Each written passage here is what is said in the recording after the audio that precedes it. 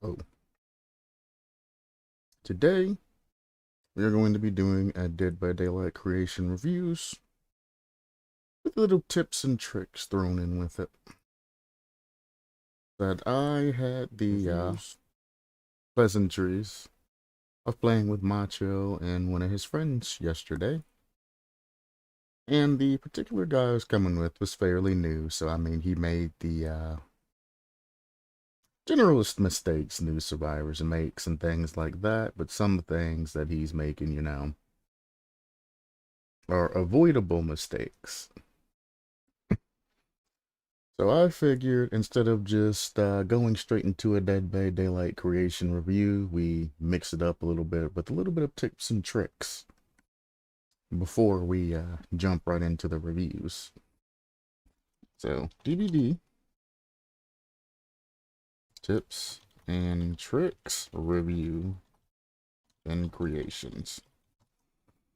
Like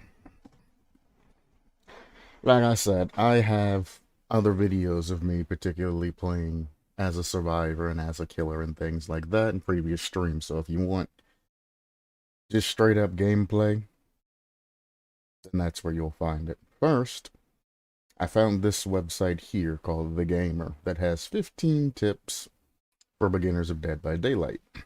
Instead of just going over these particular tips, I'm going to breeze through them and then give you my particular spin on things. So, 15, don't get attached to add-ons.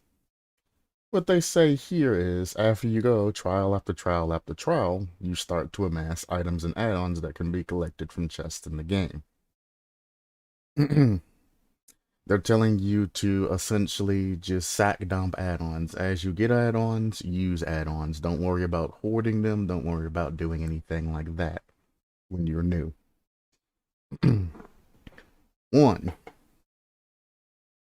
Familiarize yourself with the colored tier system. You know, the brown, the yellow, the green.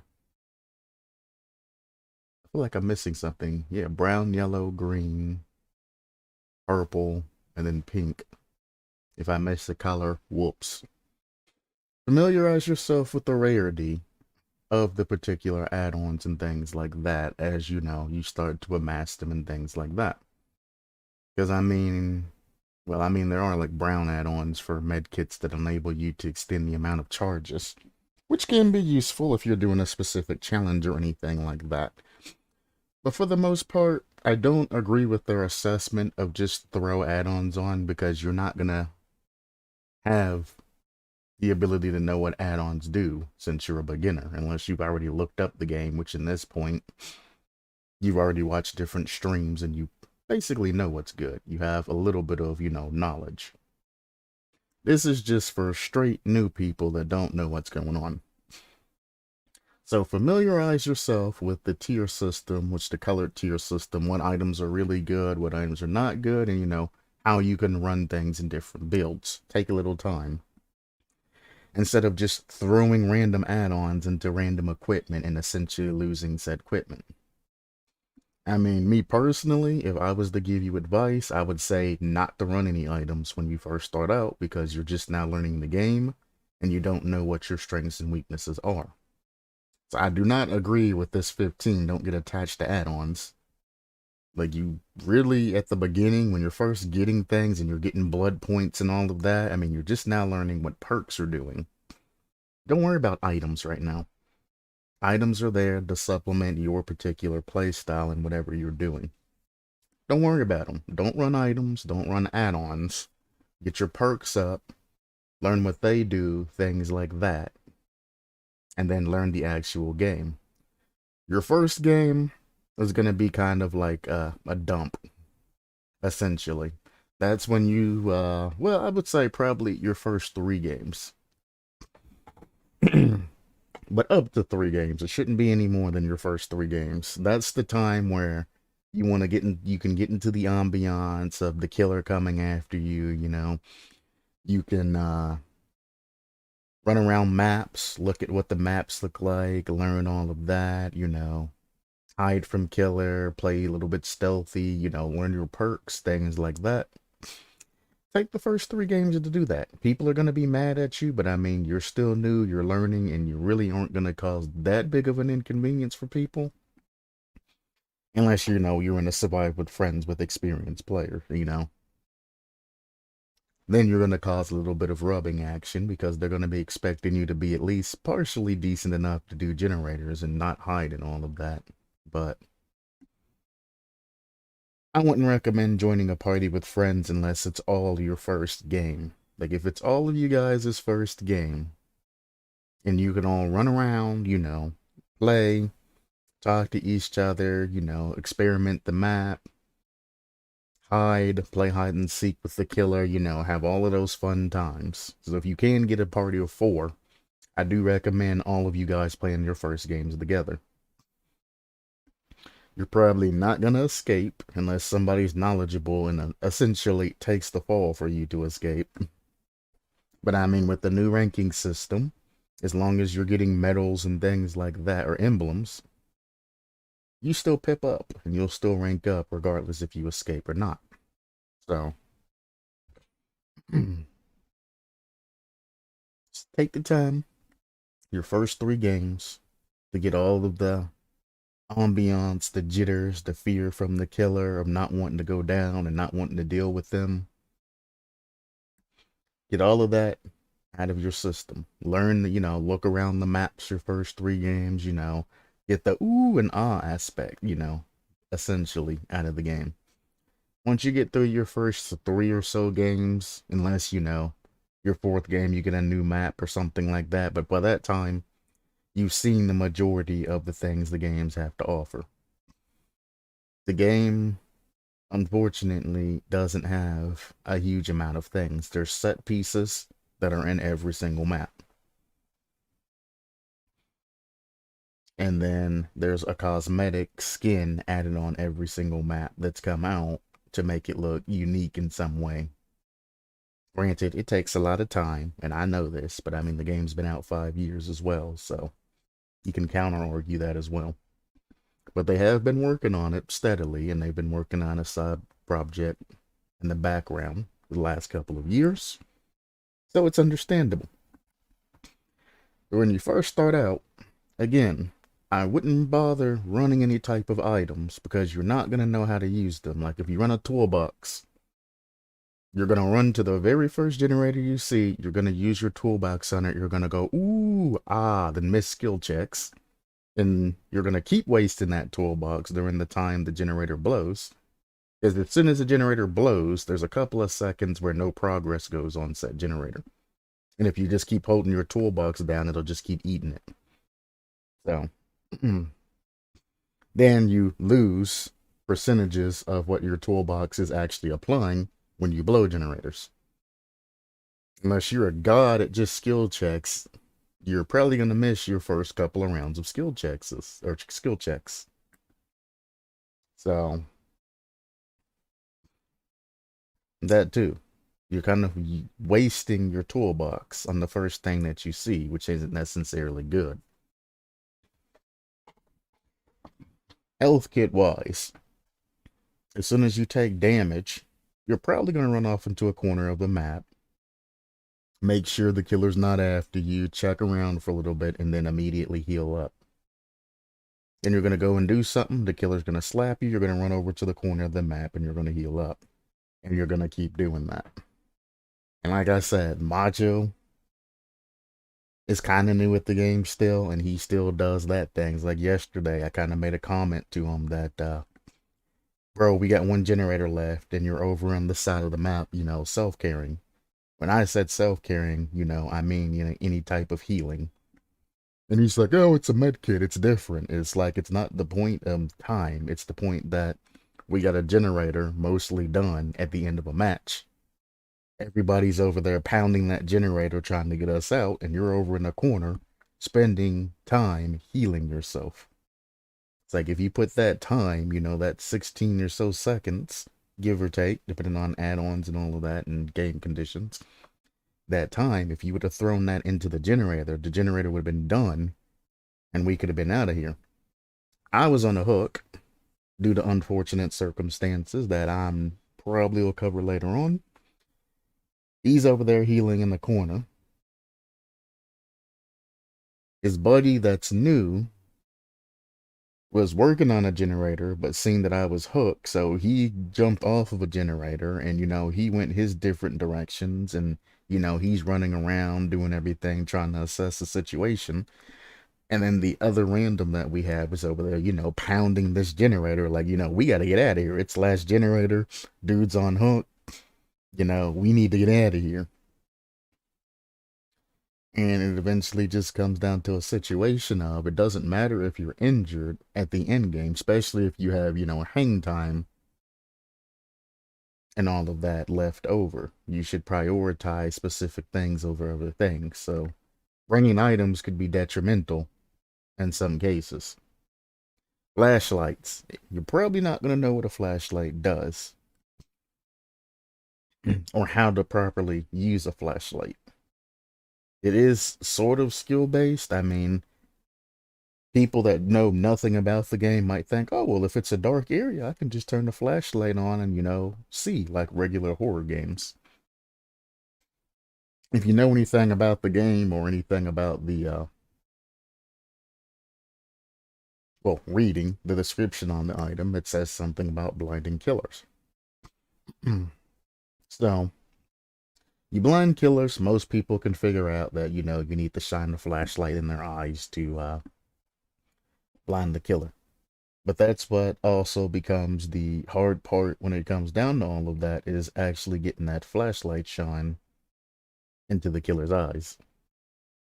If you're new, it's extremely hard to do, and it's hard to find out the particular places where you can get away with flashlight blinds. I've played killer and been, against a bunch of new people, and they literally just stop as I'm chasing them, turn around and try to flashlight blind me. And I just walk up and then clap them and hook them. Because for whatever reason, they decided to stop in the middle of the field, like it was an instant stun or something like that, like it takes time. Same with keys and all of that other thing. When it comes to aura reading and all of that, that's things that you learn throughout the game and opening up hatch and which keys can do that versus which can't versus add-ons. I don't agree with this particular website saying that not to hold on to your add-ons and items. I think you should until you have a sense of what you're doing in the game. Some people, they're prodigies and they figure it out, within the first couple of days. Some people take a couple of weeks. The general player base, though, takes about a month of experience before they know everything that's going on and start to formulate strategies. Why does it take so long? Because finding games in Dead by Daylight, if you're solo queuing, is fast. But if you're team queuing and not with the full team, it takes time. And if you're waiting, 10 to 20 minutes per game, and then you're playing a 15 to 20 minute game, 10 to 20 minute game, on top of that, because everybody's scared of the killer playing hide and seek and things like that, you're not getting a lot of experience in chase time and things like that. Until you get over that initial fear of the killer and you get yourself in the chases and you start running and learning all the things you need to learn about the game, you'll never start progressing towards playing this game correctly. It's just how it is. You have to get yourself in trouble in order to learn how to play the game.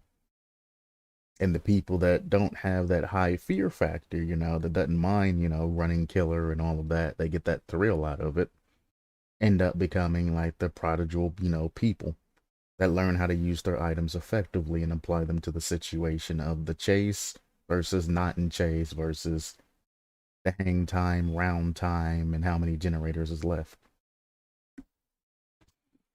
So 15, I do not agree with. Don't get attached to add-ons. You should absolutely get attached to add-ons. Absolutely. Be attached to items and add-ons.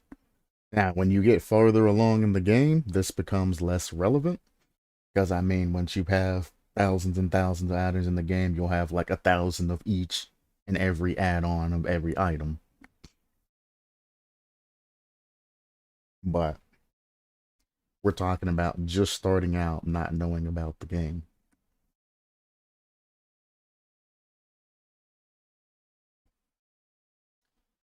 "14. Every pallet is a lifeline. As a survivor, you don't really have a lot of things to use in your defense against what are some seriously strong and overpowered killers. That is a biased and terrible thing to say when you're trying to make an informative statement or an informative article. Seriously strong, I can agree with. Overpowered, not really. Every killer has its runs, its perks, its weaknesses. Playing the game, putting boots on ground and things like that is what enables you to learn against those particular killers and how to counter them. You can do information searching too.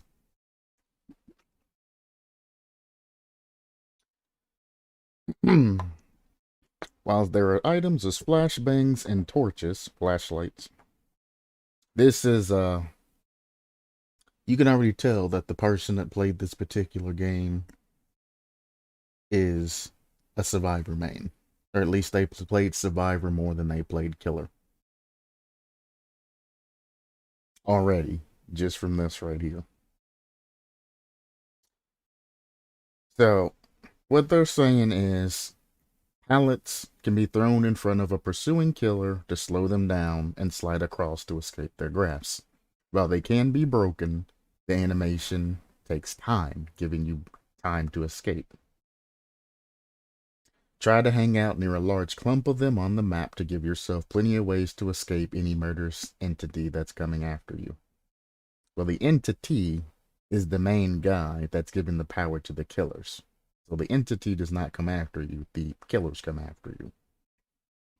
This guy that wrote this article, now we know two things. One, he played survivor more than killer, if he played killer at all. And two, he didn't play the game for long.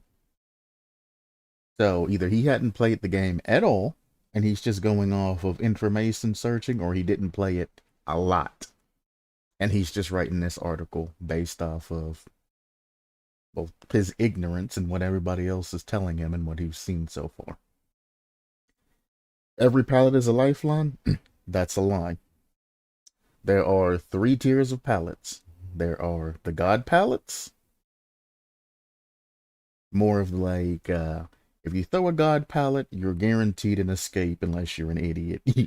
Essentially, they are the best pallets in the game. They should be saved until they are absolutely positively needed. This pallet like right here looks like a, I was going to say Kill Shack pallet, but no, because of this door and things right here. This is actually part of the Macmillan estate. But there's a Killer Shack that has a pallet in front of it. That's considered one of the God pallets. Any pallets that are so strong that when you throw, the killer's either going to have to go a significant amount of distance out of their way, or they're going to have to stop and break the particular pallet in order to get through, giving you essentially a free escape, or at least a lot of excess time, is going to be considered a God pallet. I don't have any examples of God pallet except for Killer Shack. If you look up Killer Shack or anything like that, you can get an example, a prime example, because there's going to be a window right next to the Kill Shack pallet that you can hop out of in most cases. So every pallet is not necessarily a lifeline. God pallets are the strongest lifeline. You would rather take the hit and use the speed boost that you get getting hit than to throw that God pallet. If you throw a God pallet and other survivors troll you, look at you, shake their head, or click their flashlight at you, just know that meta-wise, you fucked up. You know, if it's not your last down on your last hook, or if it's not the end of the match, you know, the last couple of generator, like last gen, stretch on when there's 2 gens left, depending on, the gameplay flow and how many people's been hooked and how many times you've been hooked.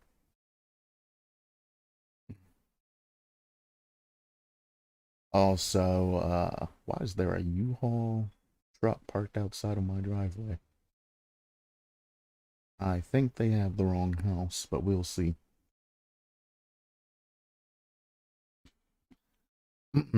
Anyway, that's the whole point of the God Pallets. Take the hit, save the God Pallet until you absolutely positively need it. They're that good. Then you have your normal pallets. Your normal pallets, if you can get a stun, and that's when you drop the pallet as soon as the killer is near it, essentially touching it, it slams in their face, they get stunned. If you can get a stun on a normal pallet, it's generally good to go ahead and do if you need it.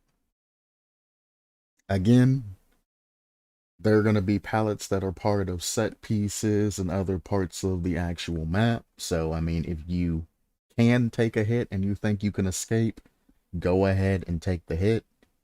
But it's not as bad if you throw the pallet, as long as you're not throwing it early. Like if the killer is just now coming around the corner and you're throwing the pallet and running, and the killer has enough time to just go around the particular thing you are blocking with the pallet, then it's not worth the pallet toss. But if the killer's right on your butt and is about to slap you and you can slam it down and get that stun, then definitely go ahead and drop a normal pallet. That's what they're there for. It's the break pursuit. Normal pallets will give you space as long as you don't pre-drop them. If you pre-drop a normal pallet, killer is most likely either just going to say, hey, thanks for the free pallet, and they're just going to destroy it and then immediately get back on you. Because normal pallets don't guarantee you distance. They just guarantee you a reprieve in time. Or, if you throw a pallet early, the killer might just walk right around the pallet and continue chase. Congratulations, you saved yourself 1 extra second of time before you went down. And then you have I call them shortstop pallets or shorts pallets. Those are the pallets that are literally just made that you can stun the killer on and continue to move on. With a God pallet, if the killer doesn't break the pallet, you can jump across the pallet and you can keep jumping back and forth across said pallet, and the killer cannot get you. They cannot hurt you. You just keep jumping back and forth between the pallet till they break it. That's why it's a God pallet. You are forcing that killer to either break the pallet or immediately end chase with you. Killers love when you throw down God pallets because they will walk over. If the killer is across the map and they see you throw down that God pallet, don't be surprised if they end the chase that they're on and they turn around and walk over to that pallet and break that pallet and then go back on doing what they're doing or even go after you. You drop a God pallet, it goes and it breaks and it's gone. It's gone forever. Pallets do not respawn. So keep that in mind. But that's why God pallets are that strong. If a killer decides to try to go around the pallet, which takes a long, significant amount of time, you can just hop over to the other side of the pallet and you're safe. And then they have to walk all the way back around. It's not feasible. Most cases, killers are going to break God pallets when you use them. So be very, very, very careful when you use them. Yes, you're going to get a lot of distance and have a lot of time, etc., but you're really, really losing a strong aspect of the game. Normal pallets, you can jump back and forth between them, but it's a lot riskier. If the killer decides to fake you, like he's acting like he's going around the corner and comes back around, he will get a hit or a grab if you're in mid-animation and they hit the attack button. Not hold it, just hit it. Basic attack. The killer will grab you, pick you up, and throw them on your shoulder. Instantaneously. And then they can just walk over and hook you. Or if you're almost across and things like that, they'll walk over if they accidentally lunge attack, which is holding the attack button. They'll slap you as you're going across and you'll take a hit of damage. Keep in mind that you are not safe from being hit while crossing a pallet and about 2 steps after you get across the pallet. Latency and whatnot comes into effect there. So when you first land on the other side of the pallet, I generally say at least take a minimum of 2 steps away from that particular pallet to be safe and not able to be hit. Because if not, if you just go across and you sit there on the other side, latency might get you. And at any point in time, you never want to be standing right next to a window or a pallet or anything like that unless you're waiting beside it out of sight where the killer can't see you. But if you plan on vaulting it, you should never be touching whatever you're vaulting, or you're going to give yourself a slow vault.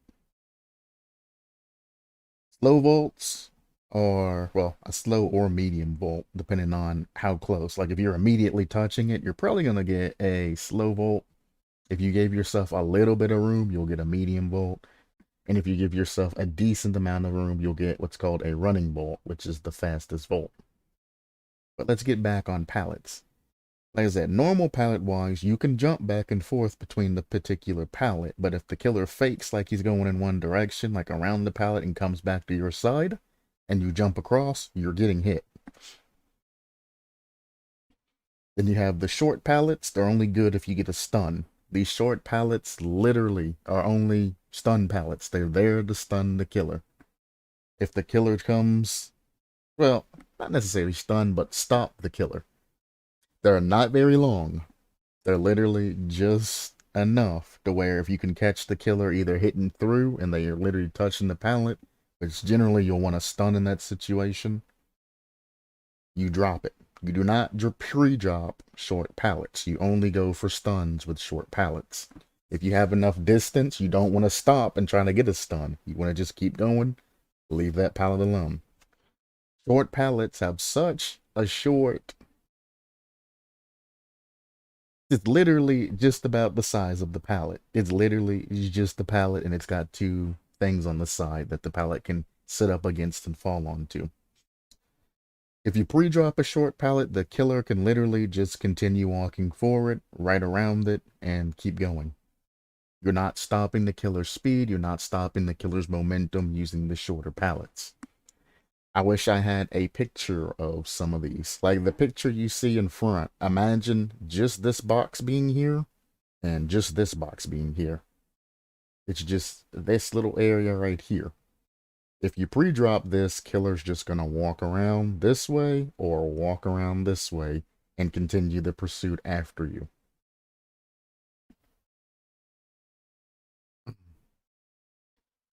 So, short pallets, only usable if you can get a stun. Normal pallets would be the equivalents of, let's say this comes over here and ends about here. There's a wall that here's here, and there's a wall that ends like right here. It gives you enough time to sit here. If the killer tries to go around, you can jump over pallet. And then if the killer doubles back, you can jump back over pallet. But again, if the wall ends here and the killer acts like they're going to go around and then turns around and comes back, and you make that jump back this way, they're going to slap you. And then God pallet is if act like this wall goes all the way down, and on this side goes all the way down. All the way down. Long wall. All the way down this way, all the way down this way. If the killer tries to walk around, they're going to have to walk all the way down and all the way around back over. Is my cursor even being shown? Actually, hang on, give me a second. Yeah, you can see my cursor.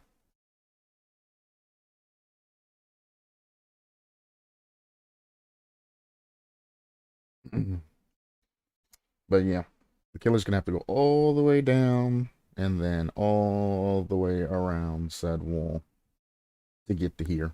And you can just hop back over. And they have to go all the way around, all the way back down to get you.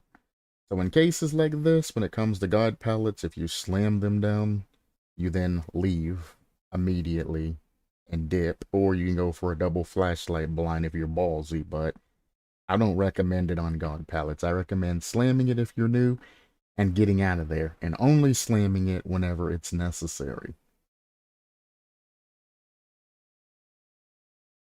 So every pallet is not a lifeline. Every pallet can be leveraged to give you more time to escape or anything like that. But short pallets, or the pallets that are just made for, short movements, stunning, things like that, aren't a lifeline at all. 9 times out of 10, when you come near them, you're just going to want to continue moving and not even interact with them. Unless that killer is just really wants you, then you can throw it, try to go for a stun or something like that. Or if it's end game, then throw it just sometimes just cause. Cleanse totems when you find them. Okay. Totems. There are hex totems, dull totems, and now rekindled totems. Hex totems are lit up like this. They have a fire lit under them to show that they are a hex totem. Hex totems carry the killer's hex perks. If you take out hex totems, you get rid of the killer's perks that are associated with that. Some are good, some are negative. Dull totem is the same totem stack with no fire lit. It'll have like almost a tinge of blue on top of it. Those are deactivated totems. They do nothing except for, if a survivor has a boon perk, they can relight it and it'll turn blue. And you can give their survivor boon perks, which go out to a specific, range to help your other survivors. There are, well, I don't need to go over curses because it's only relative to like Pinhead, so I don't need to go over those particular totems. Rekindled totems is a perk brought in by the new killer, the artist, after you destroy said totem, which is how you deactivate them, or you can boon them. The artist's perk allows you to come back in and relight the same totem again and apply a different effect. So it's not the same perk coming back, it's just a different effect. Cleanse totems when you find them. That is way too broad of a statement to say.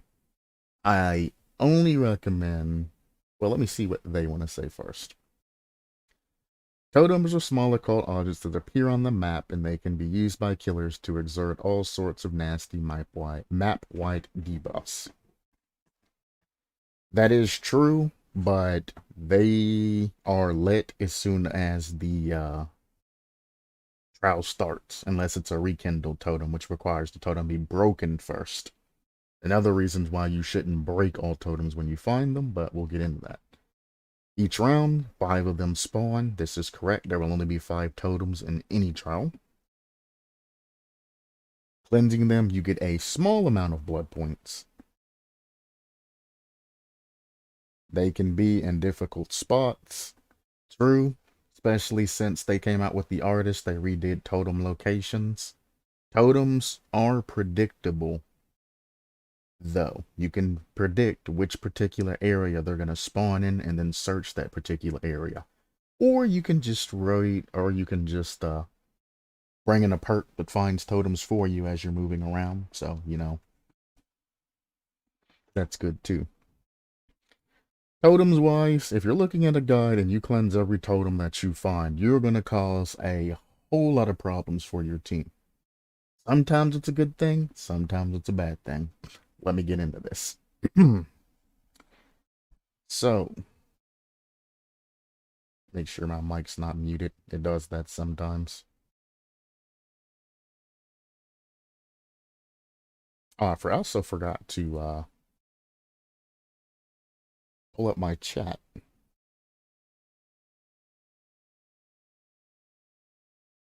Hang on, let me add my chat box up there just in case somebody new actually does join and they want to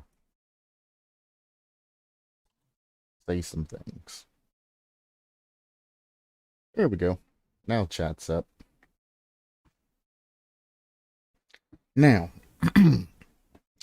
The only time you want to break totems is one, you have an associated perk that relies on you breaking totems. An example of that is inner strength. If you break a totem, you can then hop into a locker and it will recover one health state. Keep in mind that it's health state. You don't go from injured to healthy if you have the deep wound status effect, which is like a bleed out timer. It'll just get rid of the mend, and you'll stay injured but don't have the mend. So it just gives you one health state. So mend first, then activate your perk, or you're gonna be sad when it happens. But yeah, if you have an associated perk that relies on totems, okay. Break the totems that you need to break to get the perk activated, leave it alone. 2, if the killer is running a highly deadly hex perk, and it's arguable that Ruin is one that you need to deal with. Hex Ruin, whenever you aren't working on generators, they regress automatically. For every 4 seconds, you lose 1% on any generator that's not being worked on. That is arguably one of the perks that you want to go looking for the Hex Totem on. Me personally, if I see that it's just Ruin, I don't worry about it. Ruin's not that bad, but I mean, I come from the OG Dead by Daylight players, where Ruin was, a lot different, Thatanophobia and all of that was a lot different, and you just constantly had, a debuff associated with you. So, I mean, I don't necessarily recommend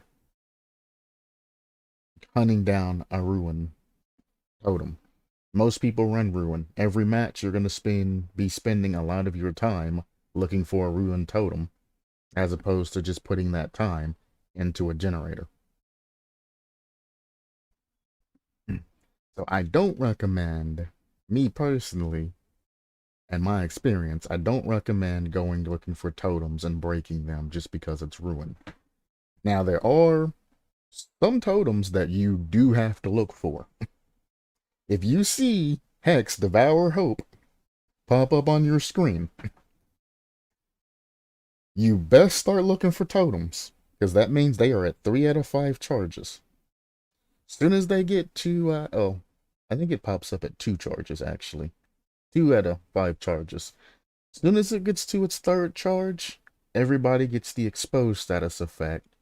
For those you don't know what exposed does, it makes it to where you instantly go into the dying state, or you go down as soon as you're hit. Extremely deadly, extremely filthy, but that's not even the problem. The problem comes is when they get 5 charges of Devour of Hope, they can then Mori you, and that's an insta-kill. So there's no more hooking, there's no more going around playing games, it's just instant Mori time, baby. They knock you down, they Mori you. End of the game. Moriing means they're killing you. Mori means death. So, they're killing you.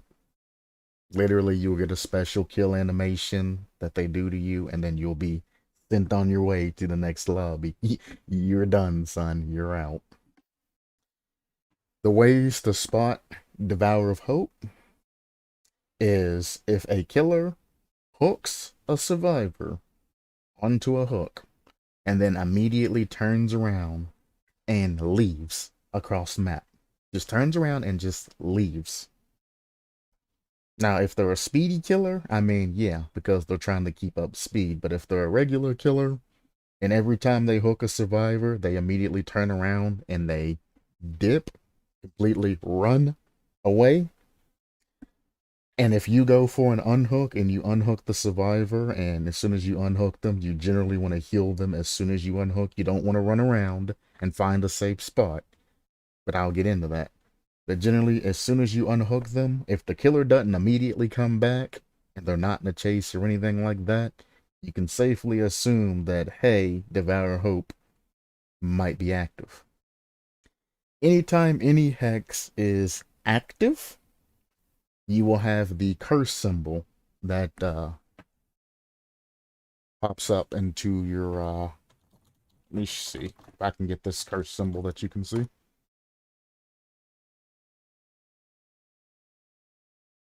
Um,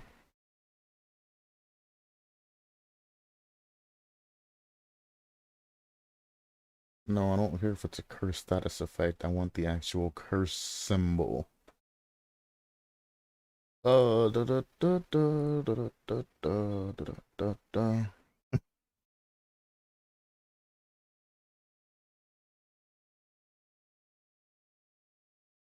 DBDBD.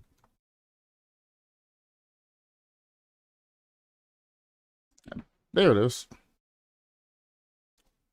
This particular symbol. If you see this symbol right here, at least something similar to that, that's the close. Oh, yeah, that's what it looks like.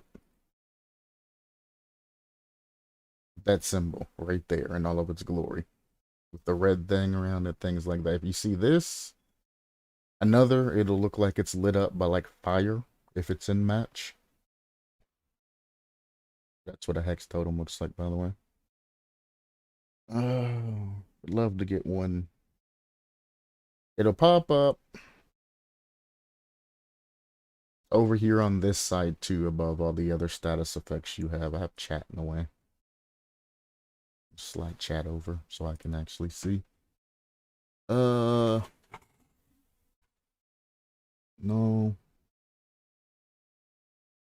You would have thought it'd be this hard to find a picture of somebody with a curse symbol.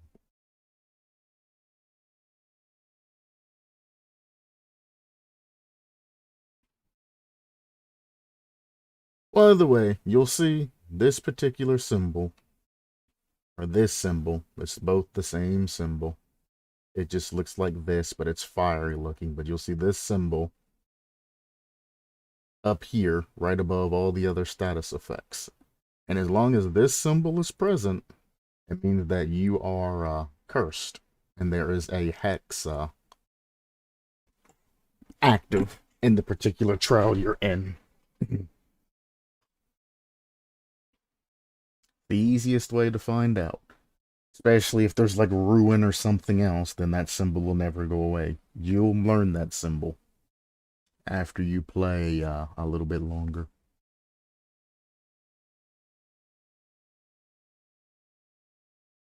Get out of this. Now, if you see Hex Devour Hope or, you know, some of the other more difficult hexes in the game, or if you just, you know, or you're bothered by a particular hex or something like that, that's literally, you know, generally interrupting or putting you and your friends into danger. Like Huntress's Lullaby. Huntress's Lullaby, once it gets all 5 charges, makes it to where you no longer get a sound effect before skill checks. A lot of people go based off of those sound checks. So when Huntress's Lullaby comes into effect, they fall apart and they blow like every single skill check.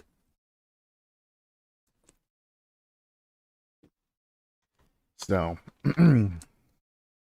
things like that. Any hex that's generally interrupting you or anything like that, you generally want to go ahead and cleanse the hex perks, you know, when you find them.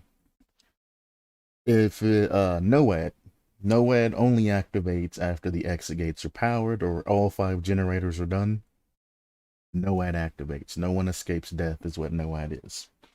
It gives the killer a slight speed boost, and it applies the exposed status effects to all other survivors, which means you'll go down in 1 hit. If you have the notion that the killer might have NOAD, put yourself into a position to where you can either escape easily or you can have somebody go ahead and run a totem perk or something like that, and they just be in charge of, you know, going around finding the totems and breaking all 5 of them so NOAD doesn't activate. Keep in mind that it takes a while to break totems. I think it takes like, what, 12 seconds? 12, 13, something like that. It's a long amount of time. I used to think it only took 8 seconds, but when I looked it up, it ended up being a lot more than I thought it was. Let's see. Totem, break, speed, BBD. 14 seconds. There you go. It takes 14 seconds to break a particular totem. And it also takes time to find totems to actually break said totems. That 14 seconds that you're spending to break this particular hex totem could be 14 seconds put onto a generator. Keep that in mind. There's a time and place to go for hex totems and things like that. The easiest time to go for hex totems is at the beginning of the match. If they have corrupt intervention, which blocks off 3 of the farthest generators from killer, that generally gives you 60 seconds, unless you know you're close to killer. It gives you a 60-second timer to look around and find hex totems because you're essentially blocked off from doing gens anyway. That's the only time begin game, or you know, if you find a hex totem as you're going to a generator, you can stop and pop it. Even if it's a negative effect that you're going to apply to everybody, it's beginning game and it's not generally that important. But that's an acceptable time, you know, during the look for gen phase at the beginning. If you don't spawn by one or if the gens are blocked off at any point, is a good time to check. Because even Ghostface, when he picks up somebody in a dying state, he can block all gens that aren't being currently worked on for 16 seconds. If a gen gets blocked for 16 seconds, you have 16 seconds of time to, you know, look around the general area you're in to see if you can find a hex totem. He already has somebody in his hand, so if you do trigger a negative effect, you know, at least he's not already on top of somebody and they're getting chased. So anytime gens are blocked, any gen that's near you is blocked in some way, shape, or form, it's acceptable to, you know, open chests, look for totems, things like that, because you're using the downtime that you have positively. Second time, it's acceptable to look for hex totems. At the beginning of the game, you got 4 survivors, all 4 survivors. And a gen rush strategy, or the most effective strategy, should be working on 4 different generators. One of you 4 are going to be chased by the killer, and the rest of the other ones are going to work on generators. By the time the first survivor that's getting chased goes down, you should at least have 1 generator pop and the accompany 2 popping shortly after. As soon as you pop that particular generator you're on, whether it's 2 generators because 2 survivors decided to stack up on 1 generator and 1 did a separate one, whatever, as soon as that initial generator pop happens, when the first person got hooked and things like that, it is acceptable to look for totems and to take out any hex totems during that particular moment. Because 1, you're applying pressure on the killer because gens are popping. 2, somebody's going to already be running for an unhook. So the game is essentially paused anyway. So you can take this intermission time before, you know, it goes back to working on gens and looping and things like that, the essential play. You can take that intermission to look for, you know, hex totems in the general area and things like that, and jump back on it. Towards the end of the game, the only time it is acceptable to look and break any other hex totems is if there's a teammate on a hook and the killer's running like NOAD or something like that, and you wanting to get the unhook. That is really the only acceptable moment in which you want to break a totem towards the end of the trial. Or, I mean, if you're the last guy in the trial and you're just trying to get points. Obviously. I don't recommend breaking any kind of totems towards the end of the game. Unless somebody is being chased and you know they're going to go down before they can get out, and you're feeling altruistic. Depending on your playstyle, there are some people that generally will not help teammates. I mean, it's Macho had that kind of playstyle when he first started. He'd see Noad pop on the screen, and even if the killer wasn't directly after him or even on the same map as him, he'd open up the exit gate and then dip. What he isn't understanding is Blood Warden and a whole bunch of other different perks that could screw him over and prevent him from leaving anyway.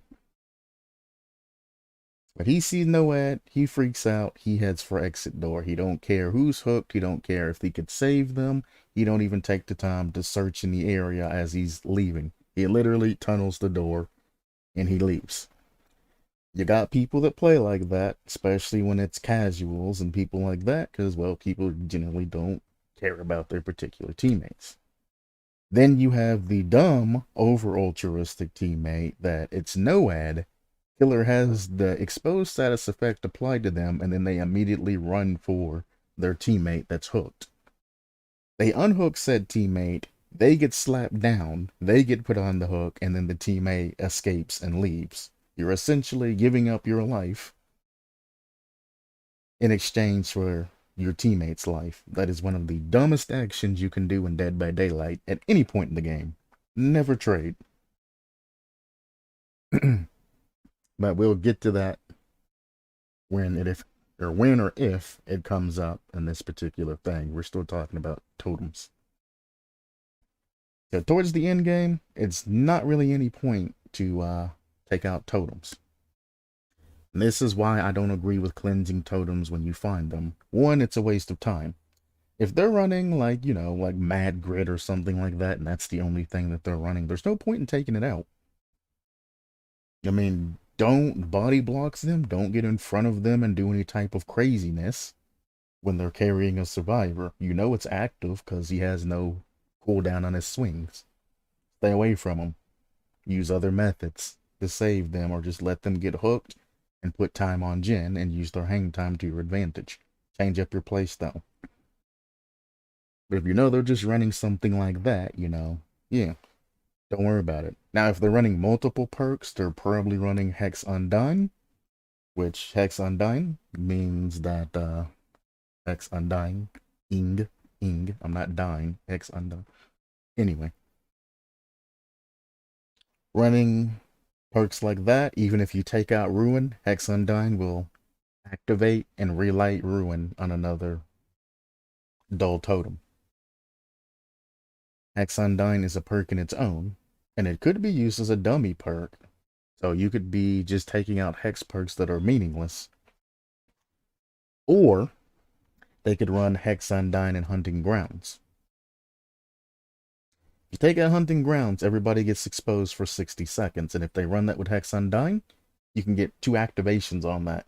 You take out the Haunted Grounds the first time, everybody gets exposed for a minute, Hex Undying sacrifices itself and relights Haunted Grounds on another totem. You then run and you find another totem somewhere later on down in the match, you break it again, and everybody's exposed for another 60 seconds. Generally, the person who breaks said hex doesn't have to worry about it because they're breaking it while the killer isn't nearby. It's the person that's generally healthy running away from the killer that, bam, oh, well, I'm exposed now. I'm going down now. Bam, he goes down. That's the end of him. Now, if you are going to be that guy that breaks every hex totem that you find, just in case, well, one, wait till, there's an actual active perk or hex perk that you actually need to counter. Don't just break it because it's there, because it probably is Haunted Ground or something like that. Or if you're going up against Spirit, that's probably Hex Haunted Ground. Don't break it. That is literally one of her primary perks. Don't just walk around breaking random hex totems when you're going up against a killer that has the associated perk or is known to run the associated perk. Make sure you have a reason to actually go out and break totems, or you're going to screw over your entire team. Can't tell you how many times I've been running the killer for the majority of the map, and then next thing you know, boom, Hexonic Ground comes in, I'm exposed. And now I'm like, well, I'm not even injured, so I can't even dead hard to continue this chase. Now the killer is smiling smugly like, yeah, now you can't use any of your health states to get away from me. Now you gotta play differently, which gives them a lot more pressure on me instead of me putting pressure on them. But if you are going to be, again, that guy that walks around and breaks things without any reason, you're just breaking it because it's lit up. One, make sure the killer's not chasing anybody, and if they are chasing somebody, wait till that person gets injured before you start breaking the totem. So if it does turn out to be negative, or Hex Haunted Ground or something like that, it doesn't matter because they're already injured. So now you're just running out that particular timer that they have. The longer that person manages to keep up the chase, the more the haunted grounds is going down, and the more positive effects you get out of that, the neutralization of it. So timing is also key. Don't be that idiot that says, ooh, shiny, breaks it, and then screws everybody else over. Plus, if you're playing against the artist and they're running just a whole bunch of hex perks to get you to break perks so they can rekindle them and get even more of a push on you, you're falling right into that trap. That's what Hex Pentimento gets its power from, is people that panic and break hex perks. Flashlights are great for getting away. Even though it can seem at first that the odds are stacked against you as a survivor, it really doesn't feel that way, but okay. You still, well, I guess that statement is true. There's a lot of people that rage and say that the game's killer-sided or whatever. If you're a killer, you say it's survivor-sided, starting out. Because you don't understand what you can and cannot do in this game. So I guess that is correct. You still have a number of tools in your arsenal that can keep yourself alive, from medkits to flash grenades. I don't know why they keep throwing out flash grenades. Flash grenades have been transferred over to a perk that you have to get from Leon, which is a buyable character. You don't get these from base, so I don't know why they keep throwing flash grenades out. I guess this particular person only played Leon. There's a lot to choose from, but for those just starting out, one thing you always want in your inventory is a flashlight. Alright, so not only does this illuminate some of the darker maps, it actually doesn't. Flashlight does not illuminate darker maps or any of that jazz that they're talking about. I know this is kind of a joke, but I'm just gonna take this away just for new people coming out. The flashlight beam's not that big, and depending on what add-ons you're running, some are not that bright. If you're flashing it around to be able to see, you're kind of wasting your flashlight and wasting your time. But it can also be used to blind killers, allowing for a speedy getaway. Now, although some of them will go into a melee frenzy when they're blinded, so get ready to run if you're too close.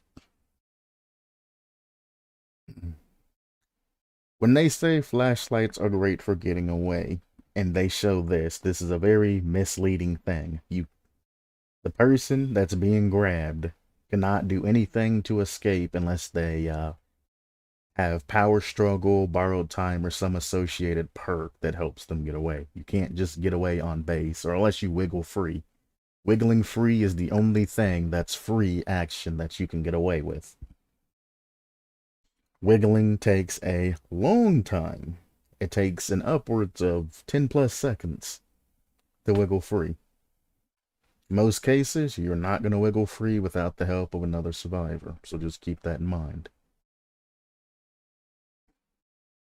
When you have a flashlight out and your survivor compadre is being carried, you can shine your beam right into the killer's eyes, and they will stun them, and they will drop your buddy. Timing the flashlight stun in their animation takes a lot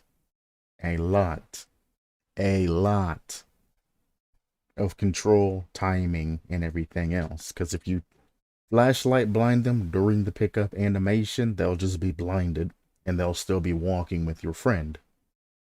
However, if you wait until the animation completes and then you blind them when they're stuck in animation, they will immediately drop them. And then your friend can run away and do whatever. Again, do not be the guy that the killer is chasing after that stands in the middle of the field trying to get a flashlight blind. The killer can still hear you, for one, and the killer can just memorize where you are and just walk up and slap you. All it does is blinds the killer. It doesn't hamper their movement at all. That is a very, very, very, very hard thing for some new survivors to figure out. It's not a flashlight. It's not a stun. It's just a blind. If you're just now starting out, don't bring flashlights. Don't listen to this. There's a lot when you're just starting out, one thing you always want in your inventory is a flashlight. Don't listen to this BS. You know how hard it is to go from here to flashlight in eyes? Because if the flashlight's not directly in their eyes and it's here, or here, or here, or here, or even here, or even right here, it doesn't count as a flashlight blind. It has to be in their eyes. It can be from the sides. It can be from straight on. It can be from any angle, but it has to hit their eyes. Extremely hard to do. I mean, if you're using keyboard and mouse, it's a lot easier because it just becomes, you know, plug and play, since everything's based off of how you move your mouse. Very easy to do keyboard and mouse. Controller-wise, it's a little bit difficult to use. So if you're playing on console, definitely don't start off with flashlights. You're going to be essentially throwing them away. And wasting items isn't necessarily that bad unless you listen to these people and don't get attached to your items and add-ons.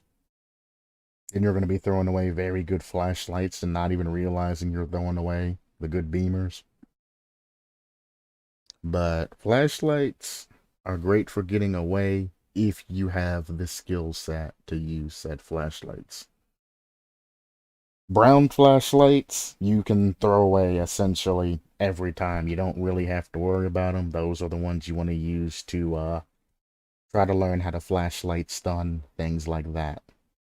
You can even go into private lobbies and just practice flashlight stuns and things like that. There's only really 3 areas where a flashlight stun is even acceptable to really get, or easy to get. One, when the killer is picking up a particular survivor. Well, here, he's dropping her because he just got stunned. He's dropping her, not necessarily picking her up. But if your survivor friend's being picked up or being carried or something like that, it's acceptable to get a flashlight stun. The second area to get a flashlight stun is if you get the pallet stun on the killer and or they enter that pallet breaking animation.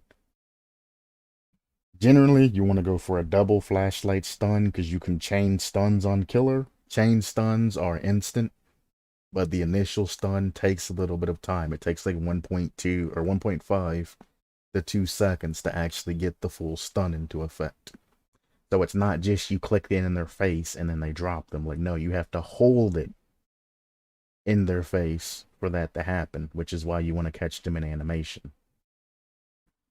So if they're picking up a survivor, as soon as they end that pickup animation, you want to flashlight stun them, not a moment before. Well, I guess you can do it like late, like a point, like 0.5 seconds, which you'll learn before the animation ends. You'll get it by that time. But like I said, that's skill. That's a skill cap or a skill ceiling that you need to get to. And then when they're in motion, if you can get the stun, you can. I mean, Dead by Daylight allows super high sensitivity, so if it's a high sensitivity killer and you shine your flashlight, they're just going to flick their mouse, and you're never going to get that stun. I wish they would decrease sensitivity in Dead by Daylight, but I mean, it is what it is. Again, if you drop a pallet in front of them and they go to kick the pallet, you stun them, and then you want to stun them again to chain stun them afterwards, one last time, to ensure that you get the full amount of blindness. Now, if you have a higher level flashlight or something like that, then you might be able to get away with just stunning them one time and leaving. The reason you want to dual stun them is because they can hear you. If you stun them while they're in animation, which this is the mistake that most new survivors make, there's no point in stunning them as they're kicking the pallet unless you're going to go for a dual stun. Drop the pallet as they're kicking it, run off. If not, you're going to stun them as they're kicking the pallet, and their stun's going to end the same moment that they get done kicking the pallet. They're already stuck in a specific FOV and looking a specific direction. Don't bother with the stun if you got the pallet down on them. If you're not going to go for a double, don't do the single stun after a pallet. You're wasting your time. You stun them once to set up the stun chain. Then as they're kicking the pallet, when they get done, you get the flip your flashlight on. You'll get a chain stun. Then you run. Be cautious, because any survivor wearing headphones can just track you by sound, and they can just run with you until they can see again, and then continue chase. Flashlight stuns are very ballsy. Keep that in mind. And then the third situation where it's acceptable is if the killer is camping. If you see that the killer's camping and you're wanting to get the unhook with your buddies and all of that, you can give everybody a little bit more, range of escape and things like that by taking hits for the person and also going in and getting that flashlight stun. Because if the killer can't see what they're doing or who they're hitting, they're just going to walk up and just keep swinging in random directions, hoping that they down somebody. Those are the 3 times that it's acceptable to use a flashlight. Any other times other than that, you're asking for trouble. 11. Don't wander off. Some of the maps in Dead by Daylight are absolutely massive, with most having multiple layers. If you're new to the game, it can be incredibly easy to get turned around or separated from other survivors. Being alone is one of the worst things you can do in Dead by Daylight, as opportunistic killers can pick you off from the shadows without you being able to come for help. This is absolute bullshit.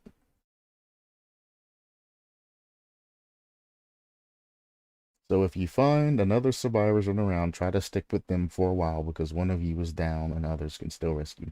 This is bullshit. This right here is absolute bullshit. He needs to take this fucking 11 down.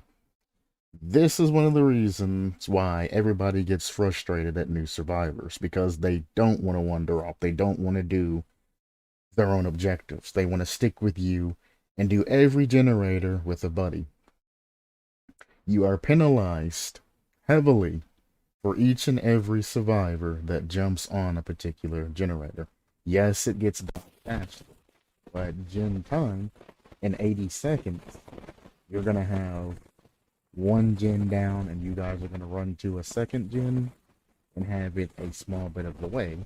Whereas in 80 seconds, if all 4 survivors are on different generators, that's 4 generators done, as opposed to the 1 1/4 you're going to have done working together as a team. Don't stick together. Don't follow each other around. That is the worst thing you can do in Dead by Daylight. This guide is garbage to say don't wander off, especially when it's like this. If you are downed, you definitely want to wander off. You don't want to sit in the same spot and heal unless you have survivors, near you. If there's a spot near you and you can see that they're near you, stay in the spot you're at and then heal so they can run over when you're almost done. Just give them a wiggle when you're close to being done or done. They'll come over, finish you off the rest of the way, and you both can run off. If you're over on the corner by yourself, crawl away. Crawl away somewhere safe, hide, and then heal. Somebody will come across the map and pick you up and either heal you or you can go about your way afterwards if the killer's in the area. Do not stay stuck up somebody else's butt. Don't do it. And this is a problem that you have in a lot of games. Especially if you're solo queuing and you're queued with another people or other people that are in a team that stay stuck up each other's butts the entire time. They're losing so much efficiency, so much progress, and the killer's not being pressured at all when it comes to things like this. The only time I'd recommend staying together with other survivors is if it's the last couple of generators or you're a gank squad. And if you're a gank squad, shame on you trying to bully a killer. But they do exist. So no. Do not stay with another person. And when I say do not stay with another individual, you shouldn't even be anywhere near a particular survivor until you get down to the last 2 or 3 generators, depending on if you do 2 at the start or if you get 3 done at the start. You would like to get 3 done at the start, but generally what happens, and the game does this by design, is it spawns 2 survivors by 1 generator and then other survivors in other areas, or they spawn everybody together to try to slow down the game a little bit for the killer. If you spawn by somebody, let them go to a generator, run to another generator. If they leave that particular generator and try to stay up your butt, you can press the up button on controller. I think it's like 1 or something like that on keyboard and mouse. And you can point to tell them to go back to that generator. Tell them to get away from you. Tell them you're on your own. Go do that generator. I'm going to do another generator. Separate from me. Stay out of my butt. Because what's going to happen is, when you have, especially 4 or 2 or more survivors together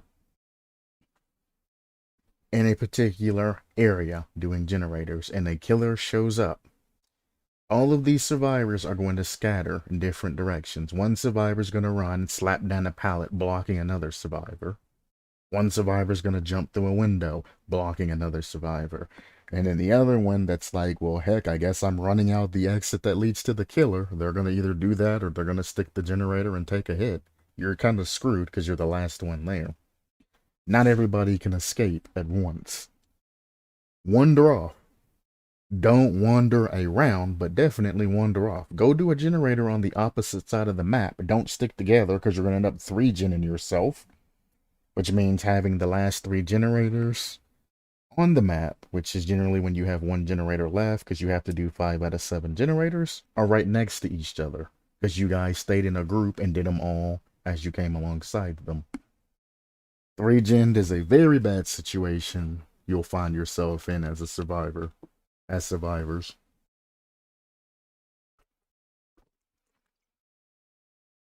Don't do it. If everybody wants to work on one side of the map, you have to be that individual that takes the risk and goes to the other side of the map to work. Do not stay with other survivors. If you're injured, it's not that hard to find another survivor because, you know, they should be working on generators, so you just run to another generator, and generally you'll hear a survivor working on it.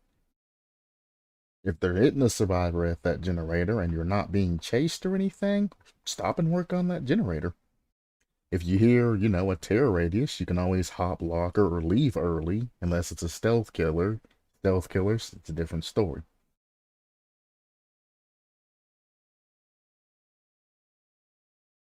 Being alone is one of the best things that you can do in Dead by Daylight.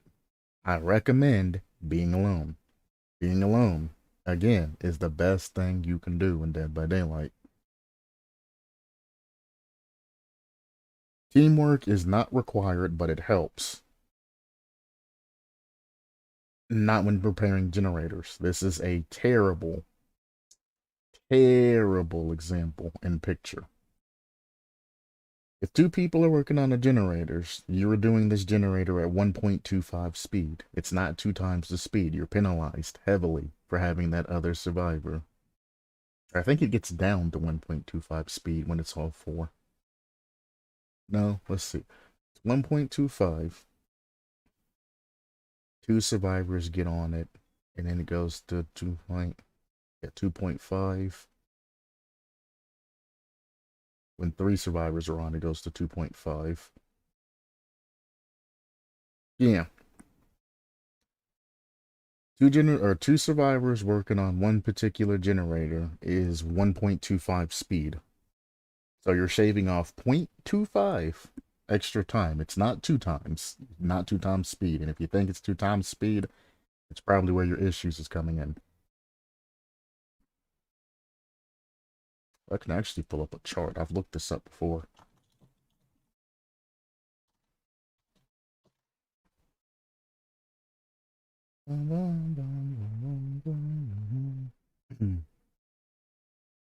Generators regress at a default rate of 0.25. Takes a second, taking 320. Oh, it's Druin 0.5 now? Did they change it? Interesting.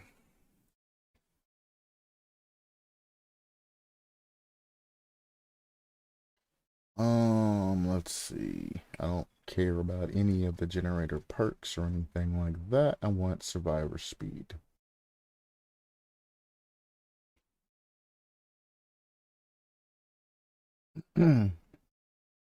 So, okay, it's 1.8. It's a little bit more. But they've actually changed this over the years. Oh my. I gotta learn and re-up my game on generator times because they've changed these.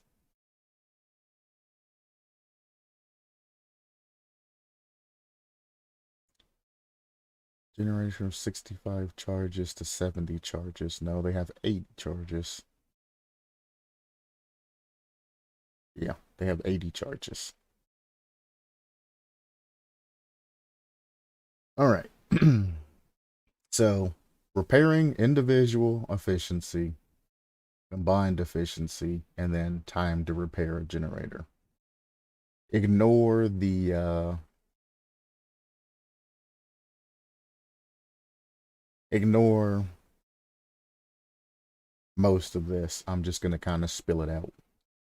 So when you have one survivor, of course you're at 100% efficiency. One survivor on 4 generators in 80 seconds equals to 4 generators popping.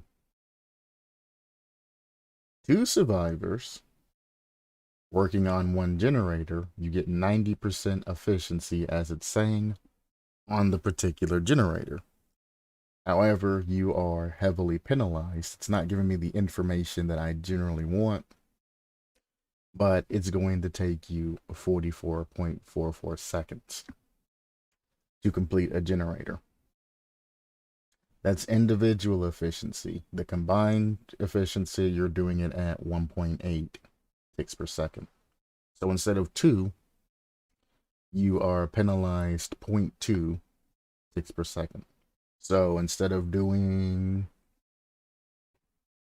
2 generators in 80 seconds, you'll be doing 2 generators in 88 seconds plus whatever the travel time is in between them. So this will be in upwards of 50 seconds.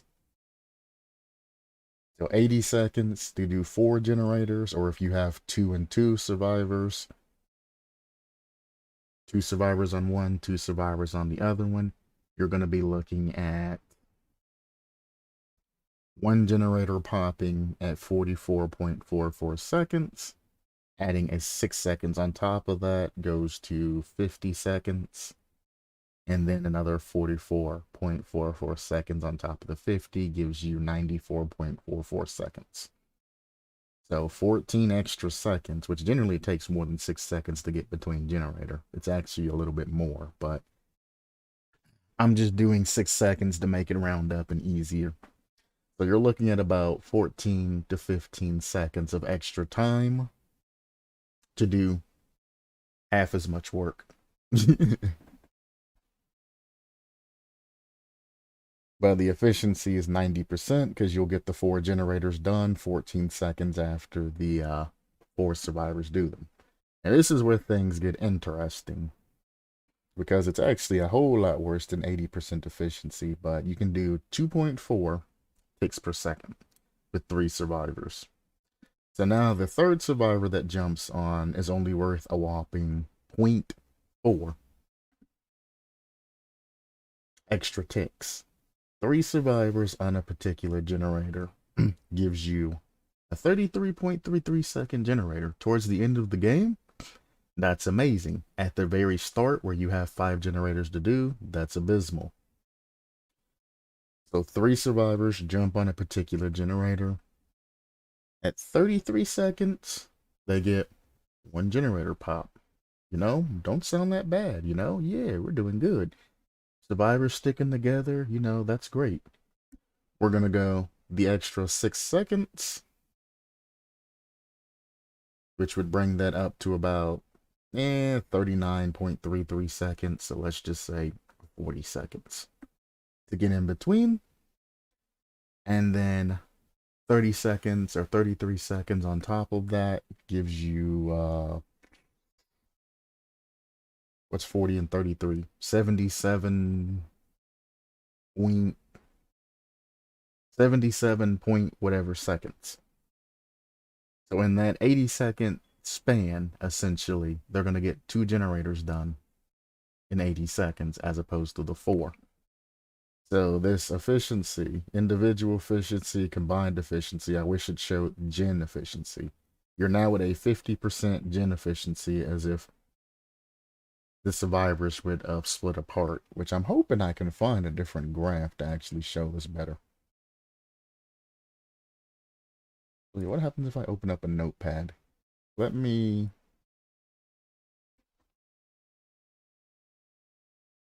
That's not going to copyright, is it? Oh, it did. Okay. 1 survivor per generator. In 80 seconds, I'm also going to space this so I can write this out. Instead of just harping over it, I can actually show you what I'm talking about. So, 1 survivor per generator. I need to recapture scene so you can see what the notepad is actually saying.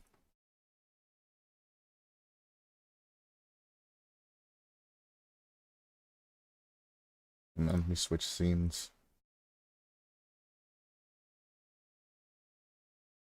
What? WordPad.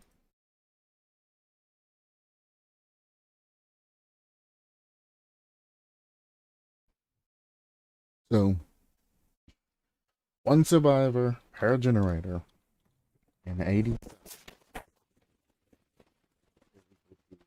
4 generators being completed, which is 100% efficiency. 1 survivor. There's 4 survivors in the game. Each survivor goes on to a different generator in 80 seconds. All of the generators will be complete.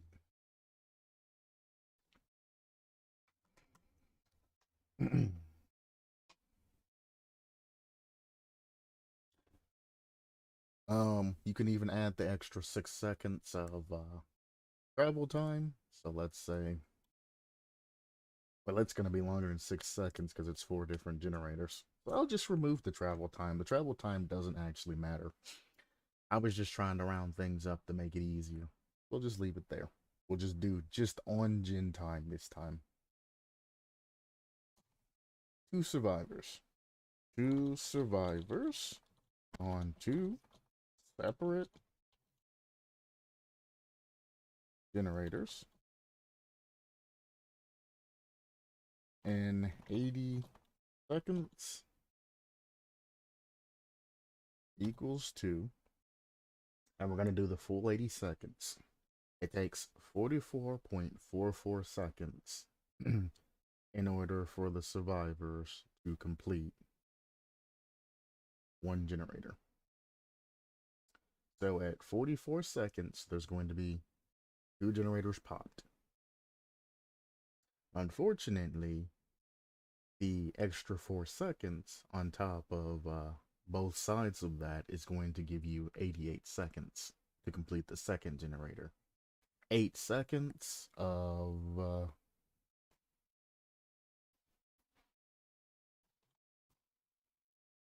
I need to do math. 8 seconds of 80 is actually just 10%. So I didn't even need to actually switch screens. So that's 1 and 9/10 of a generator. Or we can say one generator, and 70 seconds on the other two.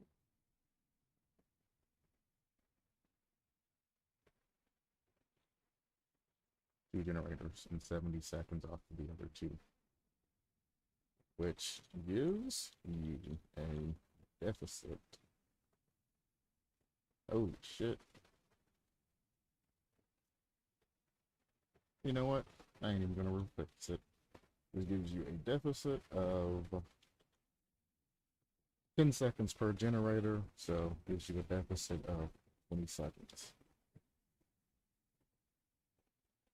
Because you're losing 0.9 per generator, so you're losing 0.1% per generator, giving you a 90% efficiency on 2 generators, or 2 cycles, to give you a 3-second loss.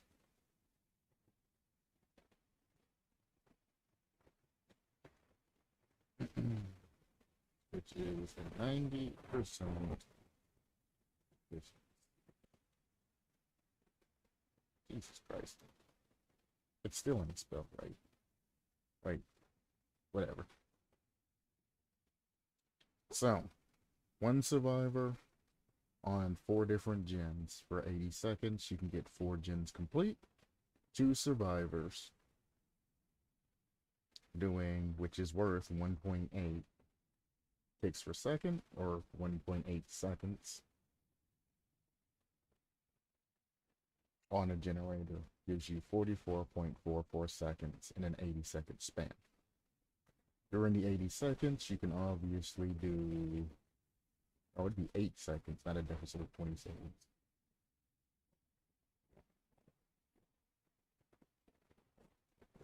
That would be, on the first generator set, it would be 4 seconds. On the next generator set, it would be 4 seconds. Plus that, it would be actually 9 seconds. 9 seconds.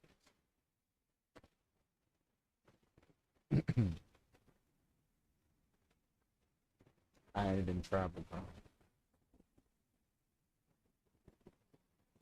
9 seconds. Which then adds up to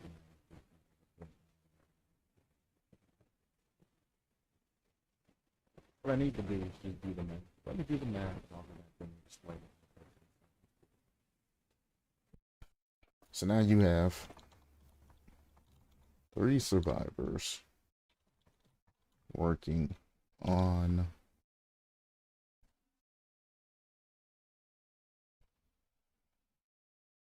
single generator. Actually, no, I was right on both the 9 seconds and the 20 seconds. I actually had time to process it through. I did the particular efficiency that they're showing is 2 survivors working on 1 generator. I did the math of 2 survivors working on 1 generator and 2 survivors working on the other generator. They're just doing 1 generator's progress. I'm doing 2 generators' progress.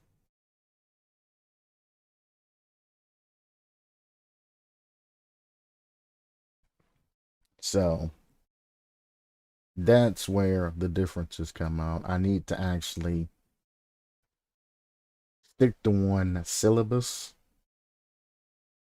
and then go from there.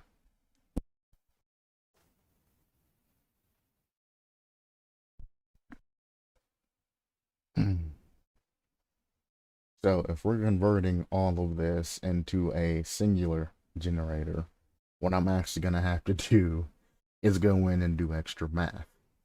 This is all survivors doing 4 generators, which is at the end. These are 2 survivors doing 4 generators, so I'm going to have to times this one particularly by 2. To find 3 survivors, I'm going to have to do 3 survivors on this generator, then I'm going to have to take the 1 survivor and throw that on another generator. Then the 4 survivors will all be on 1 generator. So the 2 and the 4 are going to be different statistics than the 1 and the 3, because there's an odd survivor out that's going to add efficiency in. That's why the numbers aren't coming out clearly. I can't use this particular syllabus for everything that I'm trying to do. So I can either show 1 generator's worth of efficiency, which I mean shows you how much time it takes to do that particular thing. Then I'm going to have to start a second syllabus and then do all the extra math on top of that. So I actually can't get the numbers that I'm trying to prove to you by trying to do it all in one syllabus like this. But this, for the most part, points out what I'm talking about. We're just going to do 1 generator's worth of efficiency, and then you can just times the numbers out as need be. If 1 survivor is working on a generator, it's going to take 80 seconds. 2 survivors work on a generator, it's going to take 44.4 seconds. Notice that it doesn't take 40 seconds. If 3 survivors are working on a generator, it's going to take 33.33 seconds. And if 4 survivors are working on a generator, it's going to take 28.57 seconds. Keep in mind that every time a survivor jumps on a particular generator, it goes down in efficiency by 0.1, additive to the previous. So you get 1, which goes to 1.8, which goes to 2.4, which goes to 2.8. When 4 people are working on on the same generator, you're not even getting value out of the 4th person. The 4th person's generally just wasting their time. And there's not a lot of generators that enable you to actually work on all 4 sides. There are some, but most generators have some sort of blocking or something like that on top of them to prevent survivors from working on them, and also it covers survivors from being seen in specific angles.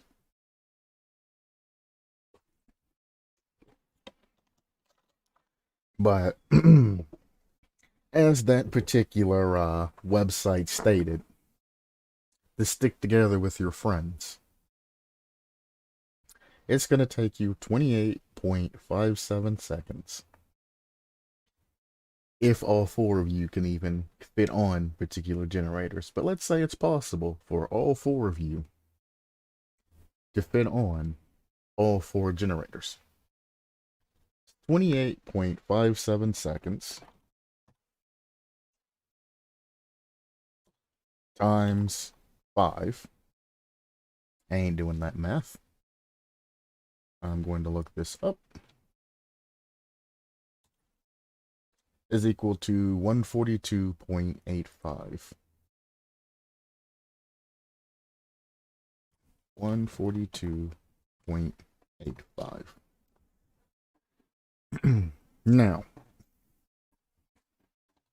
seconds. Not doing percent. We're going by seconds here.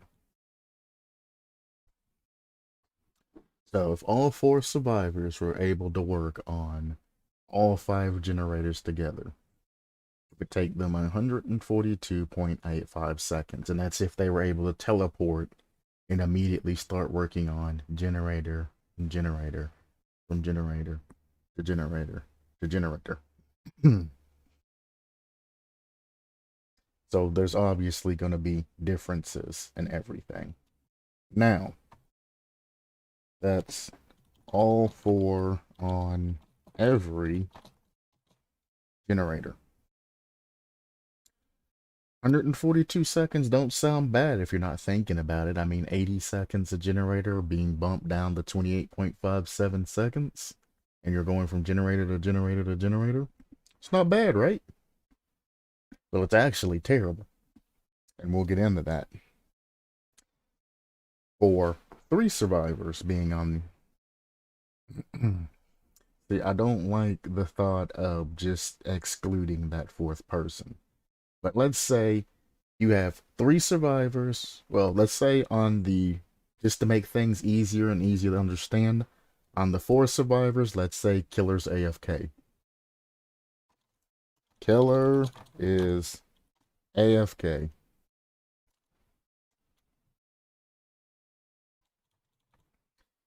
So we're going to assume Killer is AFK. All survivors working on every generator together.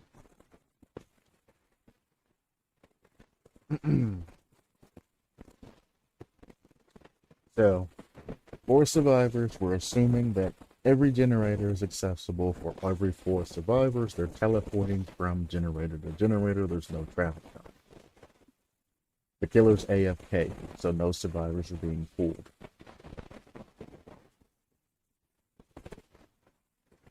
We're going to now do the 3 generators, which I guess I can just pop this up here. On 3 generator, we're going to assume Killer is chasing 1 survivor. All other survivors are working on every generator together.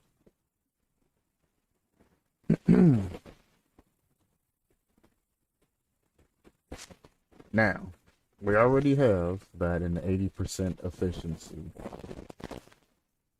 scaled down. It's going to take 33.33 seconds to complete every generator. So it'll take 33.33 seconds times the 5 generators that need to be done, which is equal to, and I missed the equal to.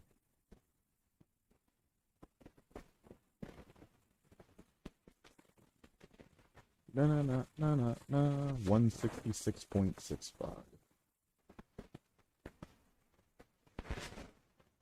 166.65.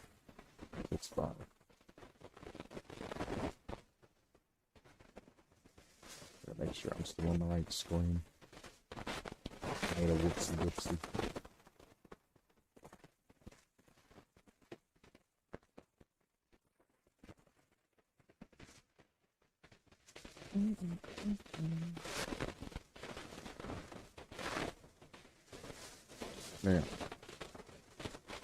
Now, and the only scenario where 4 survivors on the generator is possible, and this is a custom map. Just imagine a custom test map where there's no objects breaking anything. There's no killer there's no killers interrupting the 4 from working on every generator. It's going to take them 142 seconds if they all work together on the same generator. That's the only number you can pull from. Now, If the killer is chasing one of the other survivors and the other three are working on every single generator together, you're going to come out with the number being 166.65. Now, I'm going to show you something different. You're going to have 3 survivors working on one generator. And actually, I'll go back through afterwards and show you the I'll show you the thing. Now, who survived? Again, we are going to have, might as well start from the ground up. 1, to extend the time of the stream, and 2, to make it extremely simple. I'll go back through and make it look better. So now you have killer is chasing 2 survivors. All other survivors are working on every generator together. So now you have 2 survivors being taken out of the equation, and they are being ran by 2 different killers, and there's 2 people working on all 5 generators together. We now know this is going to be 44 seconds, and you're doing 44.44 seconds times the 5 generators, which is going to equal to, math that I ain't doing, 222.2 seconds. 222.2 seconds.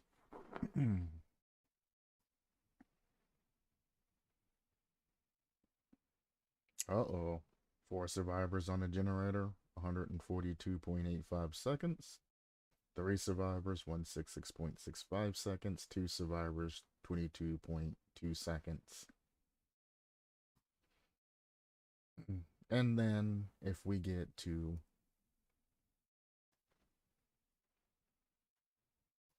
the same control line,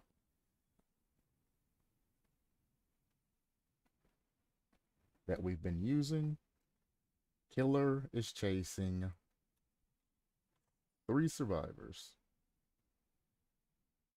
All other survivor, well, just it'd be other survivor. Other survivor is working on every gen.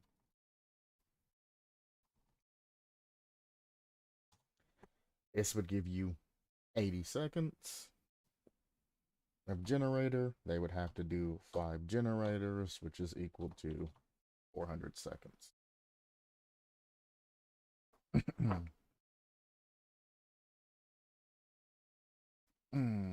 Just in case, we'll do 80 times 5 is equal to 400.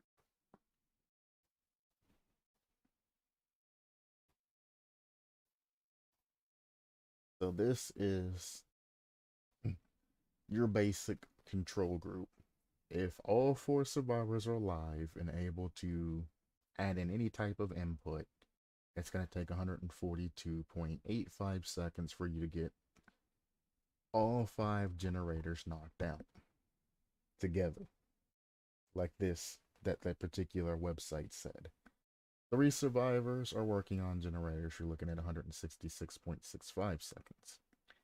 2 survivors are working on a particular generator. You're looking at 222.2 seconds. 1 survivor's working on all 5 generators by themselves. It's going to take them 400 seconds. This is your baseline.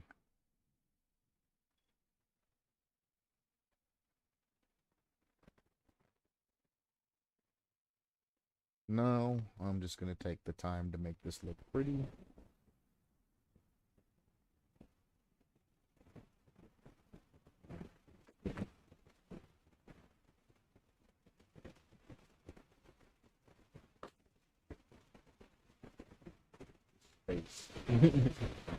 Better part.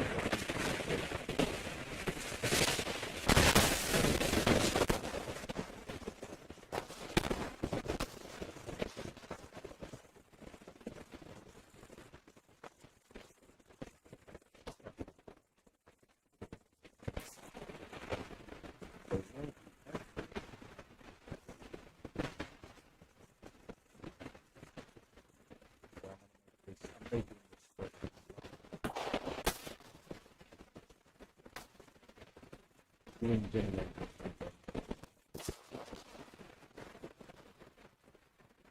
Base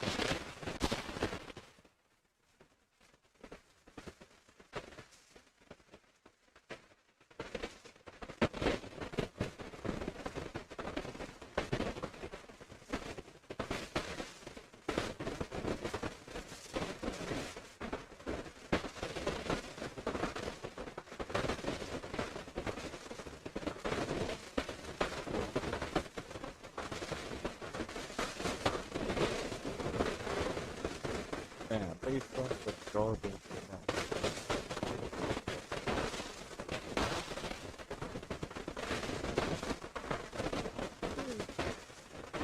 Base up the garbage.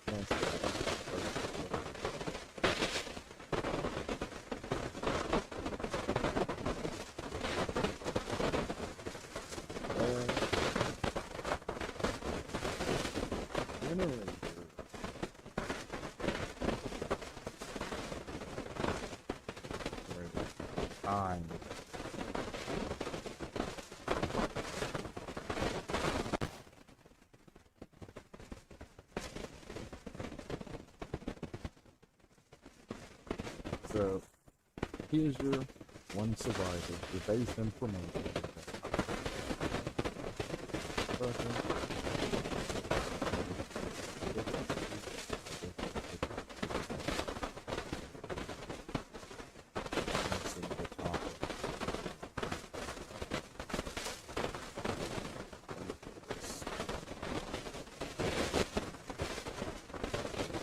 Gonna do it.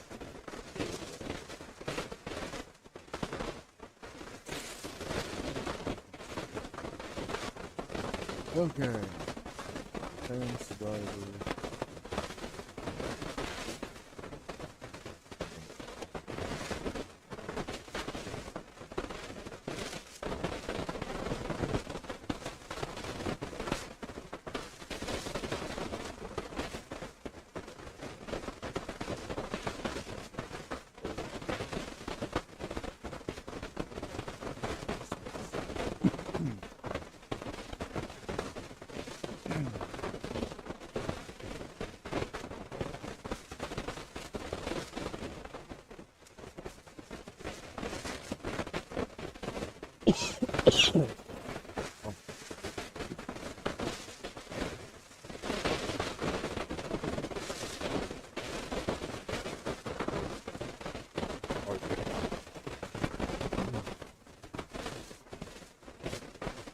Back in the day when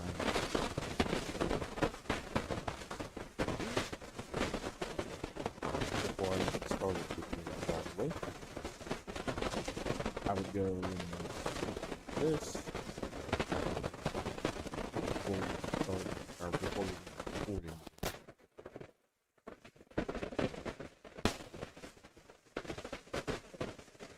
And there you go. With this up for me, so on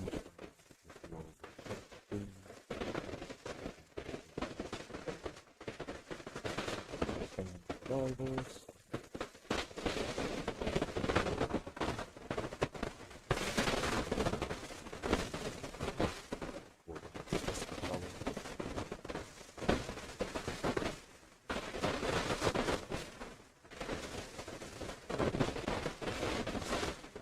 This is gonna be interesting.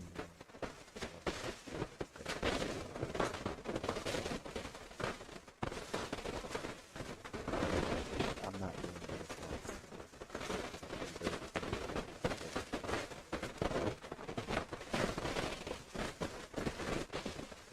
I do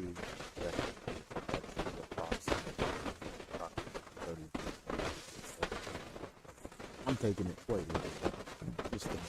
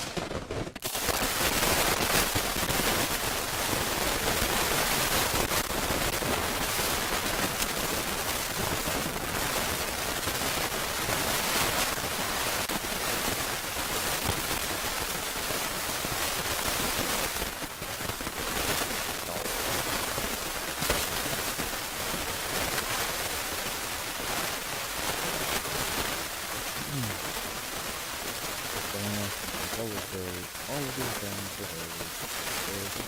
All of that down to this.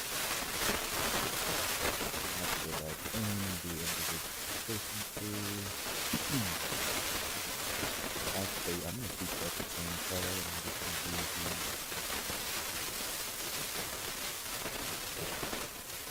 this and that.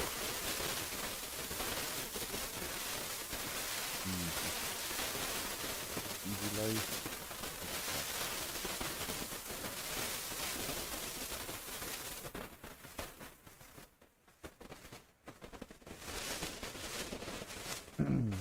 So there. Repairing survivors, repairing survivors, three survivors, survivors. Individual efficiency.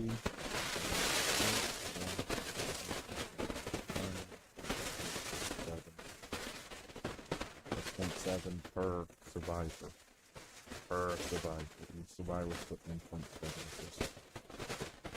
Or everything together is 0.7. Combined efficiency 1,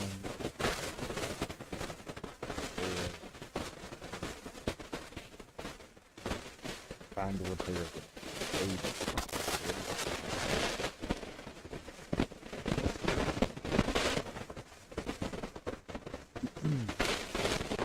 This is the particular control.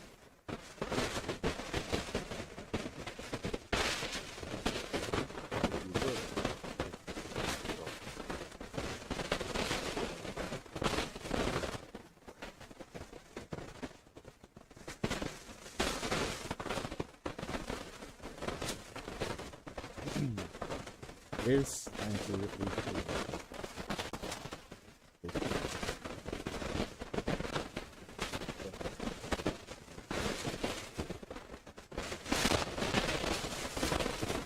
now, what I need to create now is to show why it's bad. This shows how good it is. Or how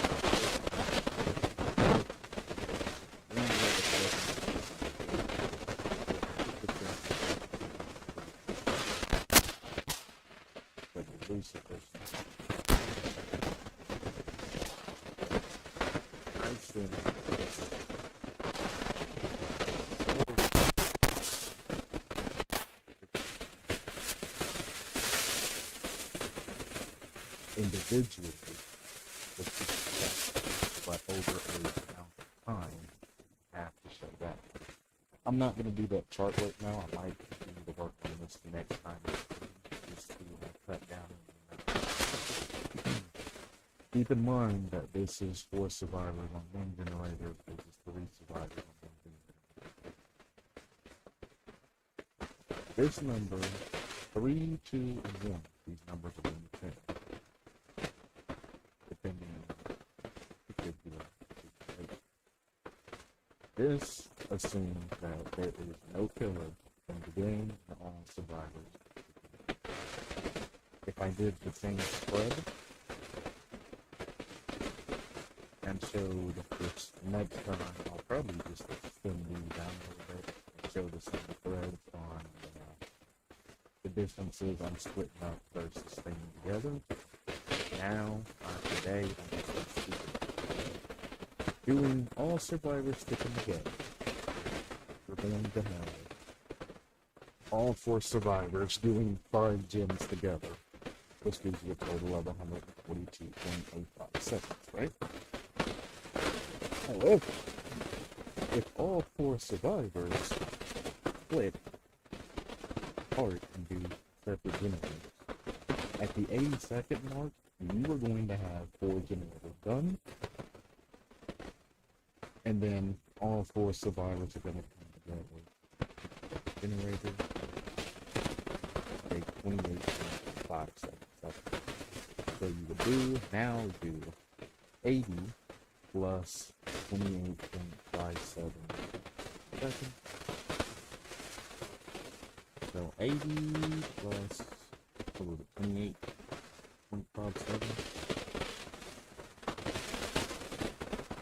I'm not sure.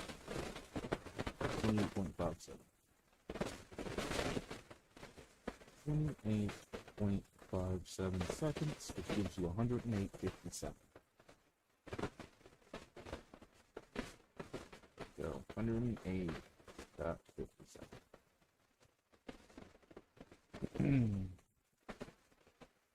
do the math between these two.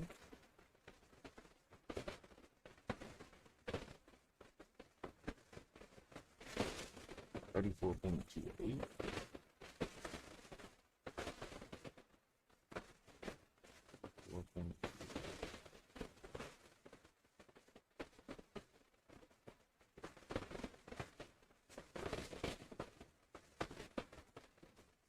Just filled in a little bit of extra information. This portion will be deleted, don't worry about it. So, again, the math that I just did, if all 4 different survivors are working on a different generator, after 80 seconds, hey, 4 generators are done. They would then all get together and do the last generator in 28.57 seconds, which gives you a grand total of 108.57 seconds, which is 34.28 seconds faster than if all 4 did all of generators together. So when you are sticking with your friends and you're doing all of the generators together, you're actually extending the game by 34.28 seconds. Plus travel time.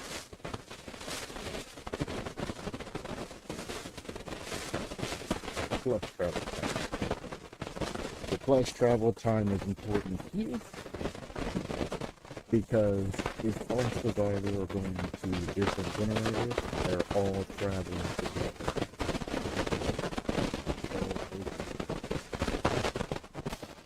So there's only one travel time, well, 2 instances of travel time that's happening. Now, the survivor that goes the longest distance, aka almost across the entire map, almost, not all the way, almost across the entire map, to finish off the generators, he's gonna have the longest travel time.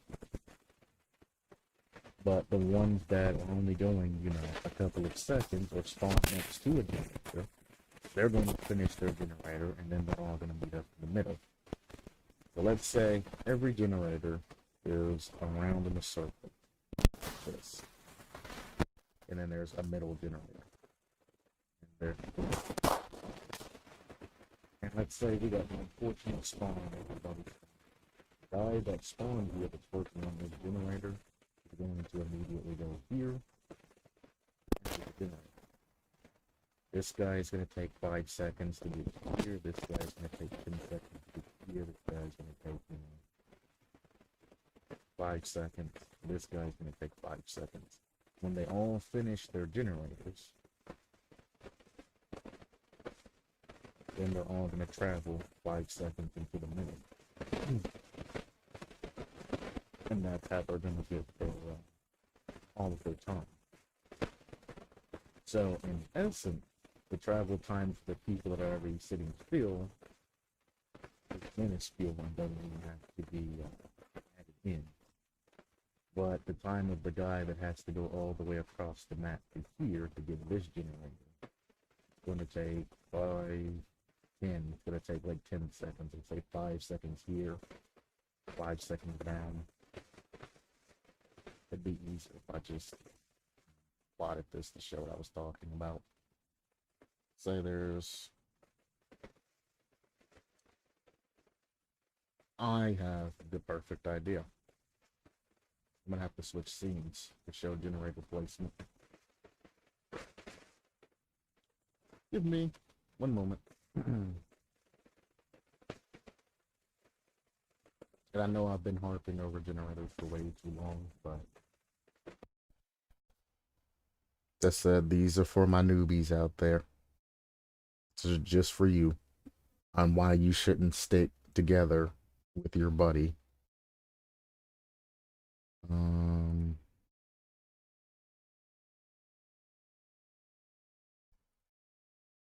Burp. I gotta refresh that.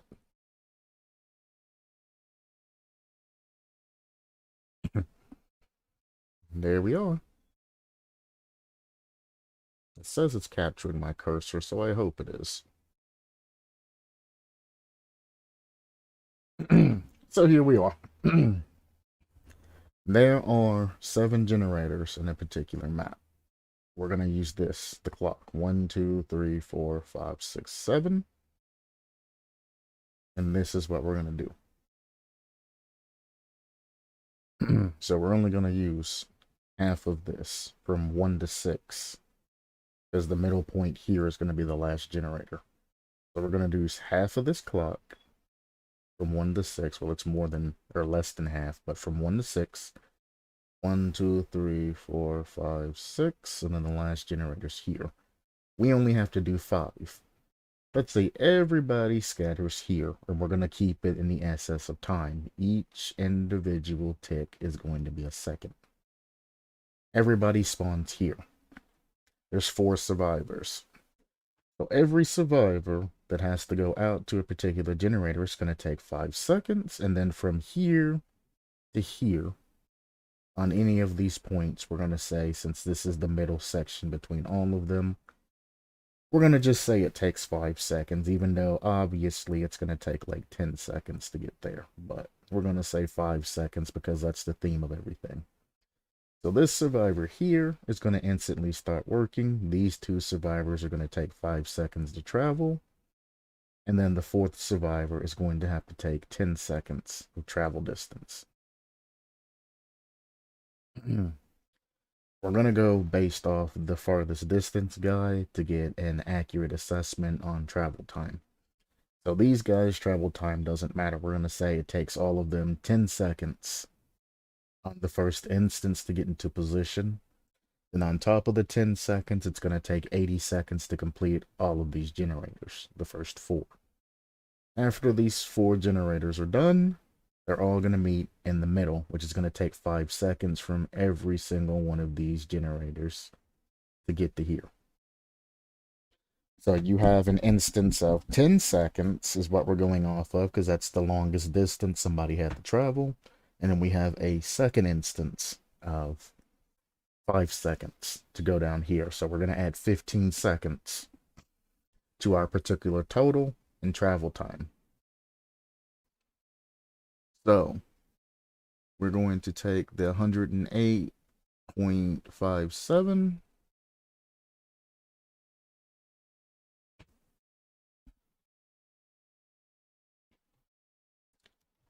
plus 15 is just equal to 123.57. 123.57.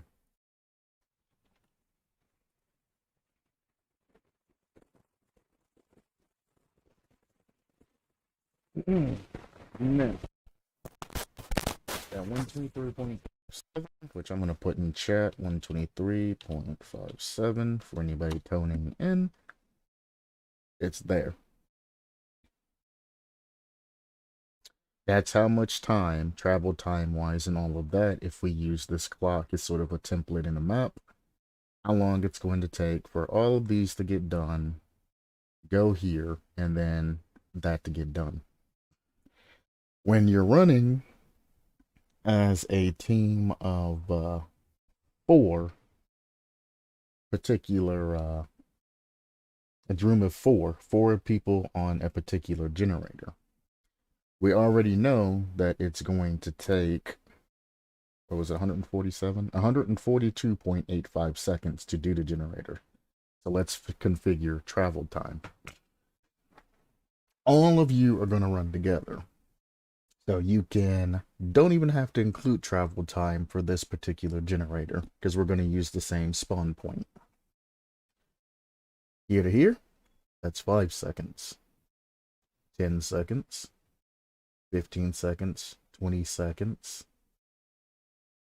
25 seconds. Bare minimum of whichever way you go. Remember, 1 through 6 are different generators. And then the middle spot itself is a generator. If we spawn here, right in the middle, any moves that we make, this is 1 generator done, 2 generators done, 3 generators done, then you have to go back, 4 generators done, and then you all go to the middle. So 5, 10, 15, 20, 25, 30.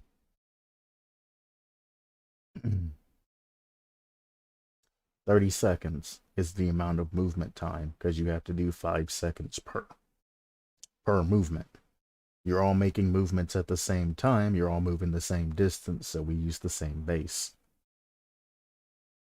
Now, if you want to spawn up here and just do 5, 10, 15, 20 seconds, you have to keep in mind that I have to change the specific numbers for different survivors and things like that too, like individual survivors. I'm doing it like this to try to give the 4-piece survivor set a chance and make the numbers not seem so far away. But if you're going to force a specific spawn point and let them do everything like this or go in any direction that they want to go, remember, they have to move every single generator together. They are adding in 5 seconds per gen move.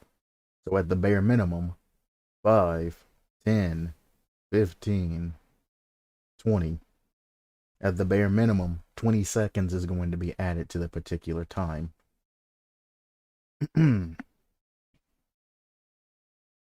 But if you're going to allow them to spawn in a specific area, you got to keep in mind that when I'm doing my other survivor set, if I let them spawn and go wherever they want to go, they can easily go 5. And then they can get to any of these particular things in 10 seconds.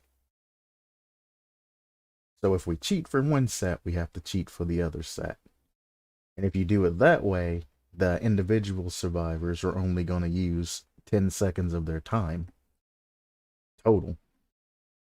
They're all going to spawn here.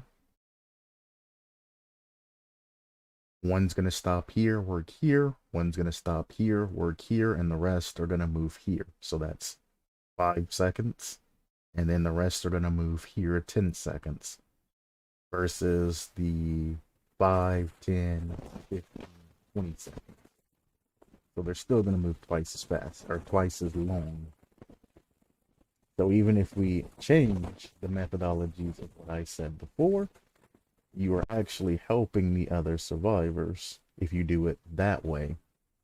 And instead of adding the travel time onto that, I'd only add 10 minutes onto that, and it would be 128 seconds. And then on top of the 142, you would be adding, what did I say, 20 seconds, double that amount of time, equaling it out to 160, go back to my notepad, 162.85 seconds. If you look, the difference between the two is roundabouts 40 seconds. So when you add movement time into the particular base, you're wasting 40 seconds or another 50% of a gen and distance going from place to place to place to place in a particular group. And that's just based off of 5-second movement intervals. Anybody that plays the game knows that it takes a bit of time to get to different generators. Like from one generator on one side to across the map to another generator can take you a good 20 to 40 seconds depending on the path you take. This is a 5-second interval. Imagine all of those numbers that I got times 4. And every time I add an additional second onto it, the gap between the one-person individual survivor team versus the 4 team running around gets bigger and bigger and bigger. I only did 5-second variants, and there's already a 40-second gap in between. If I did actual time, you would end up adding in essentially another generator's worth of time that you spent travel distance running around as a group. So I'm hoping that I at least got the notion of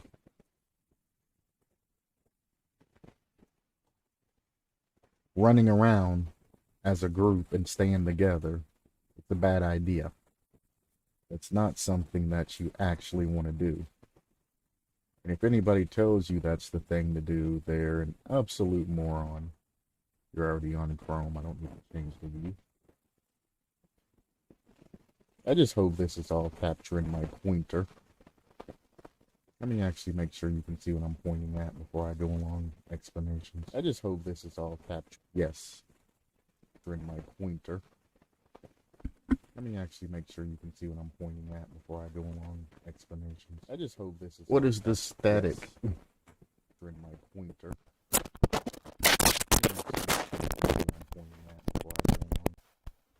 What is this static been going on? Is this the whole time? Trial starts, unless it's a rekindled totem, which requires the totem be broken for it to be complete. Where did this start?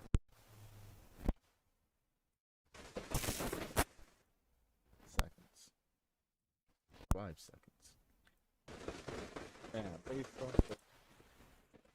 there, you're looking at 22 point or 222 point. As soon as I opened up the extra effects in Notepad, everything went to shit. It's a good thing I'm not actually going over that until tomorrow. Just having the base today, so it's not that important, but I'm glad I caught it tomorrow. Just having the base today, so it's not that important, but I'm glad I caught it tomorrow. Just having the base today. What is that sound? Because it sounds good on my end, and then it just goes hard. It's like, how? How? How? How? How?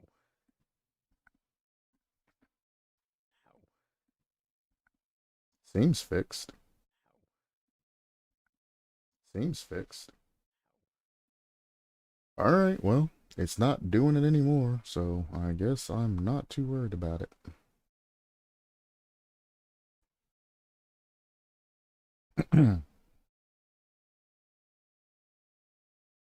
Don't need you, clock.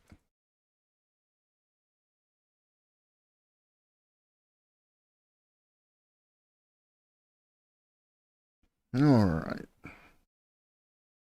Check OBS to make sure. Yeah, it's on the right screen. Cool. Everything seems to be fine. There's no excess noise. I wonder why that application did that. Oh. Teamwork is not required, but it helps. Although it's possible to completely win a trial as a solo survivor in Dead by Daylight, it's much easier and much fun if you work together as a team. Working as a group means you keep an eye on where the killer is or mount a rescue mission for anybody they've captured. I can agree with this. Teamwork is required in Dead by Daylight. Because even if you hide in a locker the entire game, wait for hatch to open and jump it, you're not going to rank up because your emblems aren't going to have anything in it. So working as a team is required. Not necessarily like this, where two people are on one generator. Again, I just went over a whole spiel that this is a bad idea until you get lower in gens. You kind of have to work on gens together. But at the beginning, you don't want to be this group right here. Even though most people are like, hey friend, come work with me. We can get this done. I mean, it doesn't matter if you're working on separate gens. Because again, if two people work on a gen together, you're only losing 4 to 8 seconds. If the other two people are also working on gens as well. So, however, this becomes a problem if somebody gets into an early chase, and by the end of the chase, your generator is going to pop at like 44 seconds, and then the other person who hopefully is working on a generator too, generator will pop about 30 to 40 seconds after you get done finish popping yours. This is what generally happens, so if this does happen, just kind of go with it. I mean, you're losing time and efficiency, but you're not losing a huge amount. Now, if there's 3 or 4 generator or people on a generator, leave the generator. Don't stay. 2 people on a generator is the max you should ever have on anything. The only time, again, this is acceptable is if it's like a 3-gen situation or something like that, and you just need people on to get the generator finished as quick as possible. Or it's near the end of the game. But I mean, if it's near the end of the game and you have 2 generators left, you don't want all the survivors gangbanging one generator anyway. Because that's going to end up this generator getting completed quickly, but then you have no pressure on any other generators. So if the killer does figure out that, hey, everybody's sticking around this particular generator, they then walk over, kick it, and they patrol it for a little bit for it to digress. And then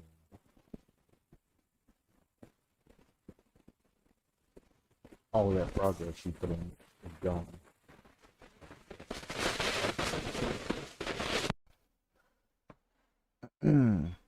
I need to know if this generator regression is actually changed.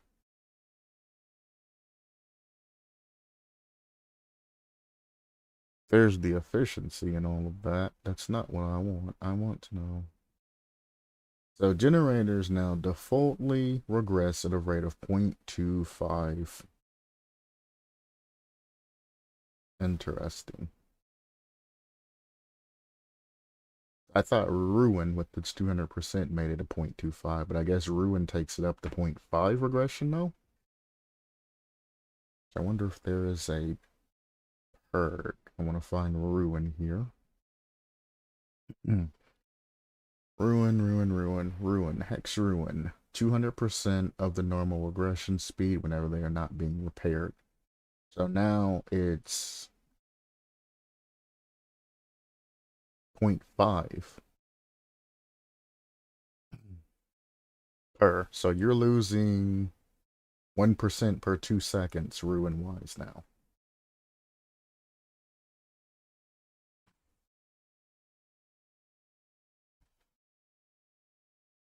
Yeah, I see all of this. DVD Ruin regression rate. So I want to double check this to make sure. Wow, this is the old ruin. Good skill checks result in a 5% regression. This is literally old ruin. How it used to work. You had to hit great skill checks and you lost some skill.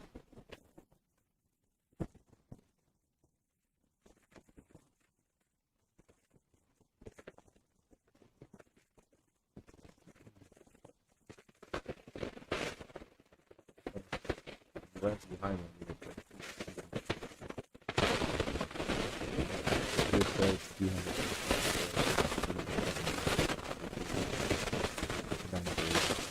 I'm gonna change what I'm saying. I think fine for this. Better than this 200.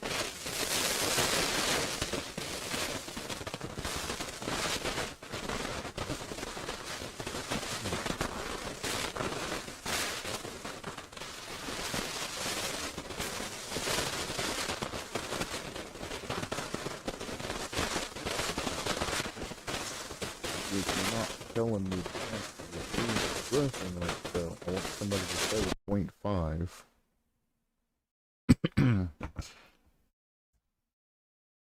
Checks a second. Clocks a second, or CS, whatever the C and S is. I go by time. Or ticks a second, or timer second.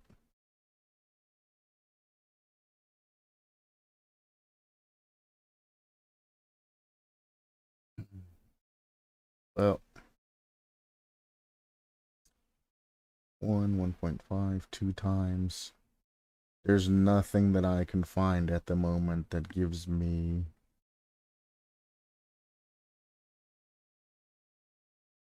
direct things.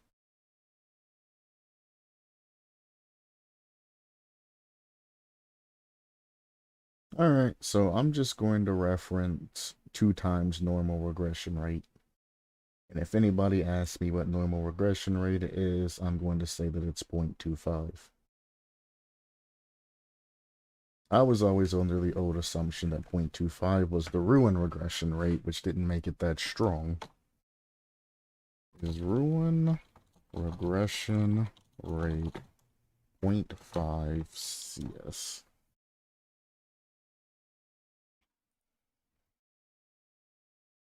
How fast does ruin regress a generator? 0.25 C/S. That is what I was always under the assumption of. Hang on. I'll be back.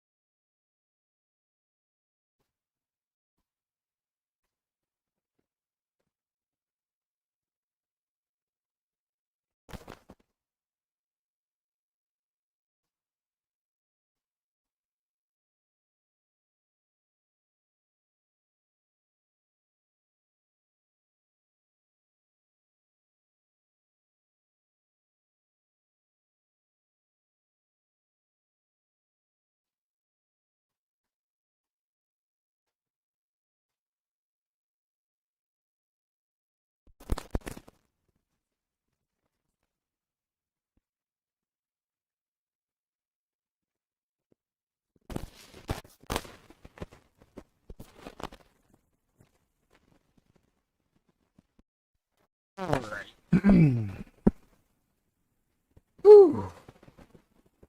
I just hurt my brain doing all that. So, Default speed is 0.25. So, you lose 1% for every 4 seconds of time that passes defaultly. Ruin does increase at regression speed to 0.5. So every 2 seconds, you lose 1% progress, which makes sense. Because I've left some generators alone for a little bit, for a little while, went back, and everything just be absolutely screwed.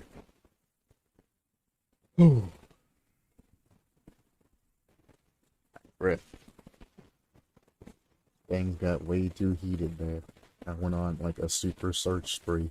And I know you're like, how'd you get out of breath? You went on a super search spree. It happens. It happens. So, it takes a maximum of 320 seconds to regress from 99.9% to 0. The roundabouts. Obviously, you can't do 100% to 0, because that would be a completed generator. 80 times 4, 320 seconds. At 0.5, it would be half of that, so you're looking at 160 seconds to regress the generator to go to, or 100%, or 99.9% to 0. It's going to take 160 seconds. That is what I'm going to go. That's what I'm going to go off of. That's what I'm going to stick with. Now, and so forth. 0.25 is going to be the top, or the base. 0.5 is going to be ruin regression. I looked this up way back when, and I guess I was misinformed, or I didn't understand what I was reading. So I've been saying the wrong numbers all of this time. I apologize. But now that everything is finally fixed and we don't have to worry about any of that, I now have the right numbers. Anybody that's been sending me emails or commenting or anything like that, I apologize.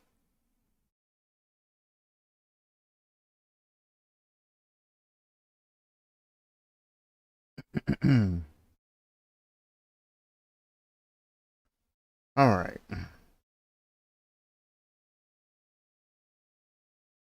Now then, we've done everything gen-related. Fill speed times, I have down pat. I did an entire stream about that.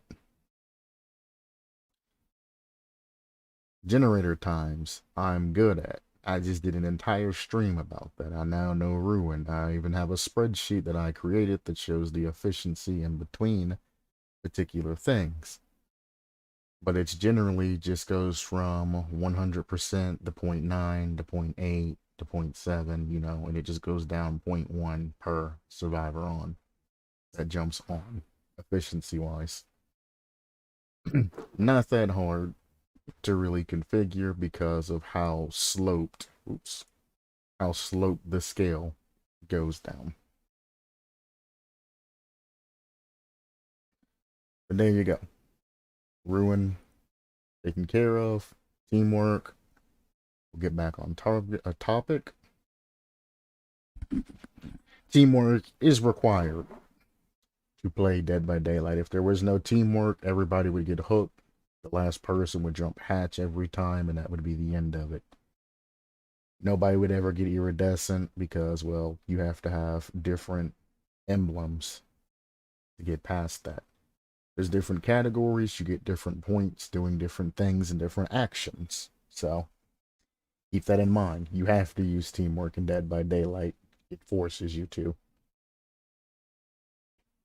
Some shape of some form. You gotta do something to contribute. Or you're gonna have a rough time. Don't run away in a straight line.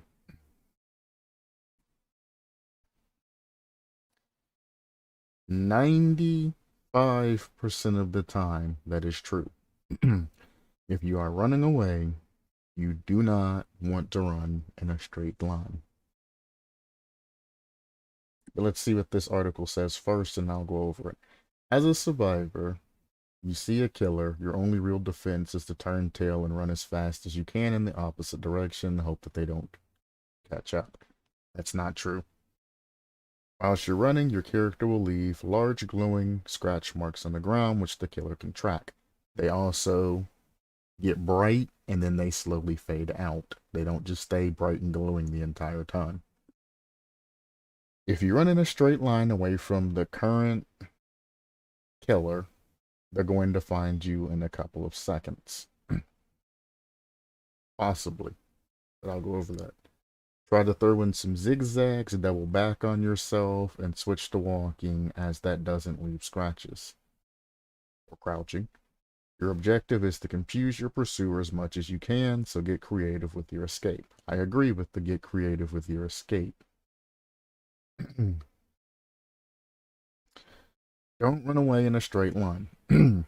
Depending on the perks and everything else and the killer that you're going up against, I do agree with that. Like I said, 95% of the time, don't run away in a straight line is a good idea. But I mean, with the introduction of Overcome and a whole bunch of other perks that you can chain to get the different loops or exit gates or anything like that, sometimes it is feasible to run in a straight line if you have enough speed and distance to outrun a killer's ability. It's not the smartest thing to do, especially if you're going up against, Ear, a ghost face that, or Michael Myers that can just track you as you're running straight, or a huntress that'll hit you with a hatchet, or, a wraith that can just catch up to you and then speed boost to cut you off, or any other smart killers. So 95% of the time, you do not want to run in a straight line. It's very detrimental to you because you're never going to break the sight of the killer. You're going to have issues. But there are occasional times where running in a straight line is the best thing you could do. Like, for instance, if Bubba's at the end of his chainsaw swings, if you turn left or right, all you're doing is decreasing the amount of distance Bubba has to go to get you. When it comes to a chainsaw, if you're just caught out and things freaking suck and you're probably going to go down, you need to run in as straight a line as possible until you can find an object to duck behind or anything like that. Don't try to zigzag Bubba. Don't try to double back on him. Don't try to do any of that, because all it takes is a swipe and you're done. You want to go as straight as possible to get as much distance away from him when he's rampaging and doing all that craziness with his chainsaw. I'm not saying stay in a perfectly straight line. I'm just saying you need to run straight lines till you can find something that you can use to get out of that chainsaw path. That's Bubba. That is Leatherface, or the cannibal. Not Hillbilly. Hillbilly, you never want to run in a straight line with. It benefits you to sort of zigzag and use other objects and things like that, because he doesn't have the finesse and control that Bubba Sawyer, which is Leatherface, has.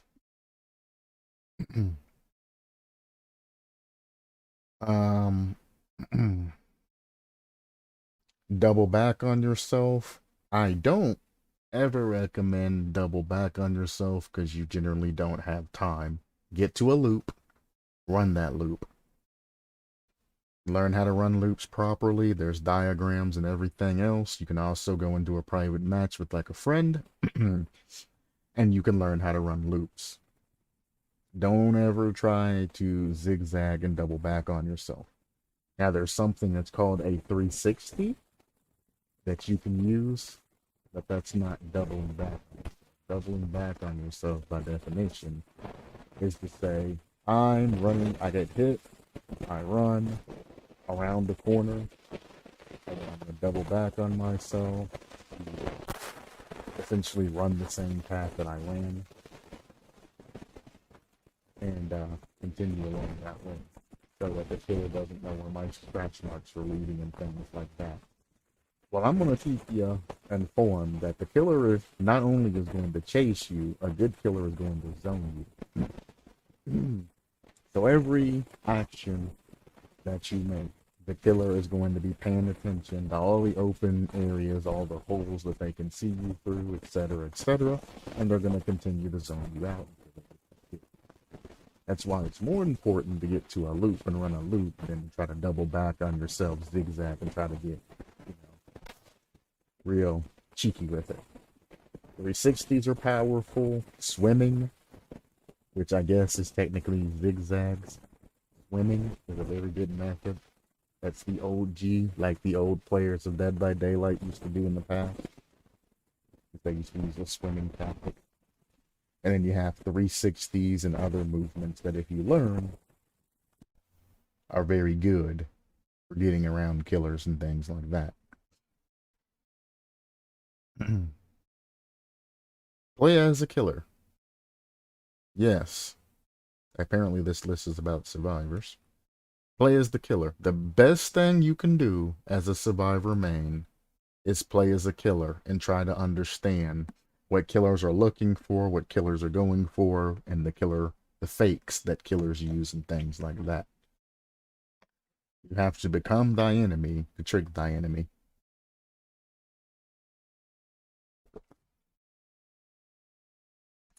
Also, when you're playing as a killer, the only person that gets punished by your mistakes is you.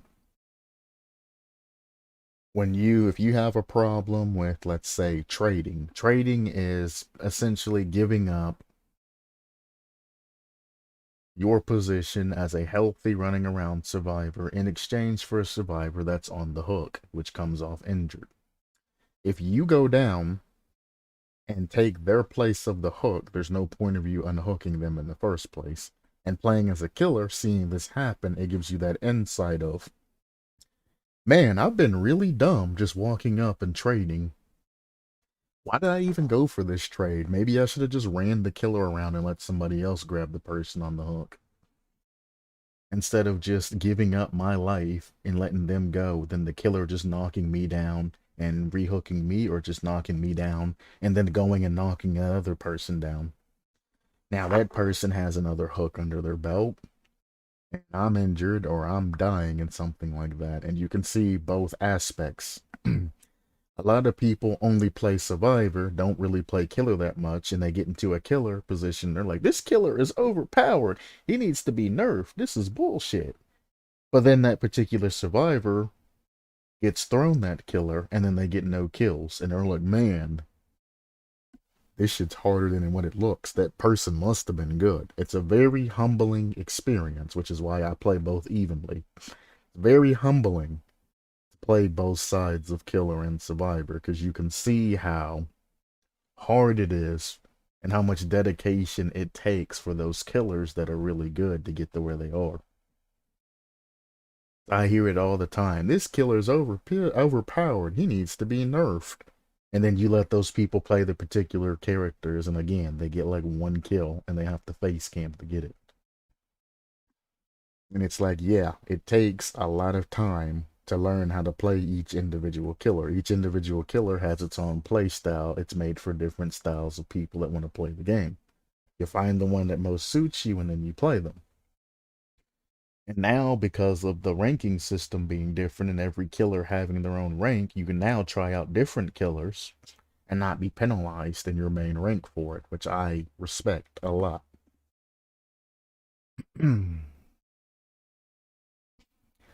Yes, this is about survivors, but the quickest way to learn how the other side thinks is to get in their shoes.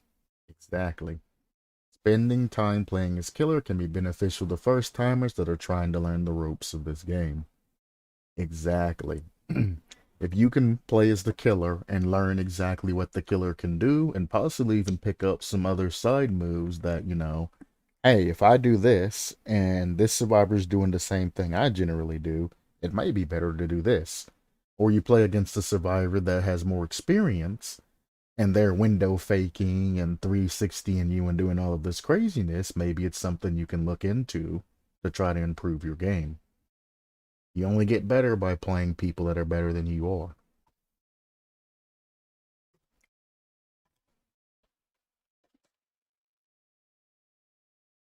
Mm.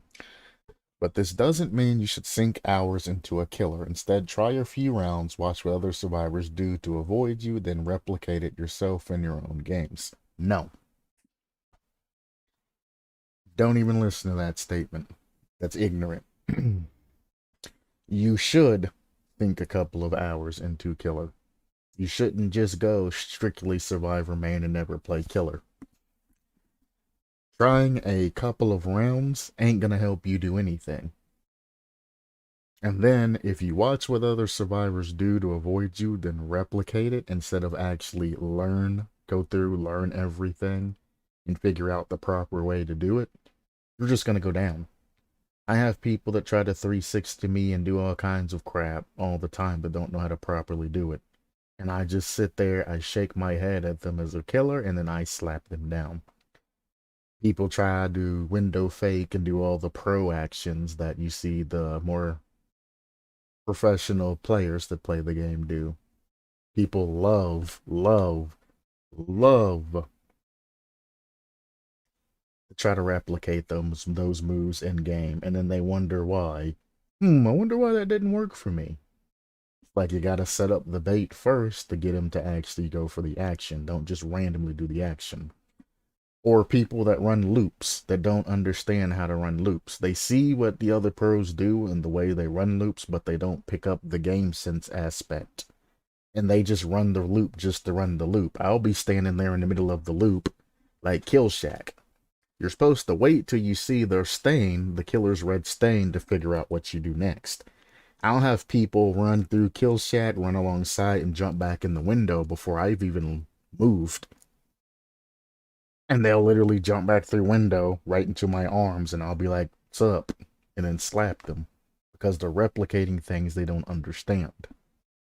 Do not replicate. Learn the moves. Learn the proper way, the proper action, and the proper timing to get everything down. And then you build up your repertoire of moves.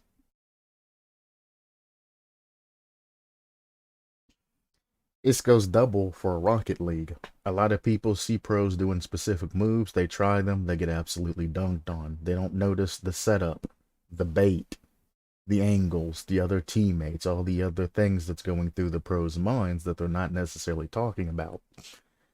Then they try it, they do it, task for task, word for word, and it doesn't work. And then they're sitting there with question marks. It's like you don't even understand why they were doing that. You're just doing it because they did it. Ongoing conversation that I've had with quite a few people. Well, this particular pro does this, so you don't know what you're talking about. Yeah, but do you know the reason why this particular pro's doing that? Exactly. In this particular situation that we're talking about here, it's not appropriate to do that. Well, so-and-so does it all the time. Yeah, so-and-so's been doing this for years, and they know the proper timings and when to do it. Instead of taking the advice of, hey, I know what you're trying to do. I'm a higher level than you are. I know what you're trying to do, but now is not the appropriate time. And running with it, they say, no, pros do it all the time. I'm going to continue to do it. And then they end up costing you the game because they're too hard-headed and don't understand. They're not going to listen to you because you're not a pro, even though you're much higher ranked than they are. Trust me, I deal with this every day. From randoms to friends. You can tell somebody they're fucking up the entire time they're playing, and guess what? They're not going to change their plays, though. They figure it out on their own. The only thing you can do is either just brush it off and keep playing through, which me, generally, when I'm playing with friends, I don't really try. Because I have the understanding that any friends that I play with, even Macho included, I mean, he's C3, GC1, I mean, he's getting there. But still, he's not up to the level of play that I'm at. Even last time we played, you know, there's times where I see him going through and trying to do particular moves and this, that, and another, and I'm just sitting there shaking my head like, bro, only thing you're doing is fucking me over. Like, I'm sitting in goal, ball's rolling perfectly towards me. He cuts across midfield, hits the ball out from me to the wall, and then has to go into immediate 50 with the guy that's waiting on the side for that touch. And I'm like, bro, the ball was rolling towards me. I'm in goal. Check. If the ball's rolling and I'm not straight on top of it, just check to make sure that I'm not in a position to see if I'm trying to do something.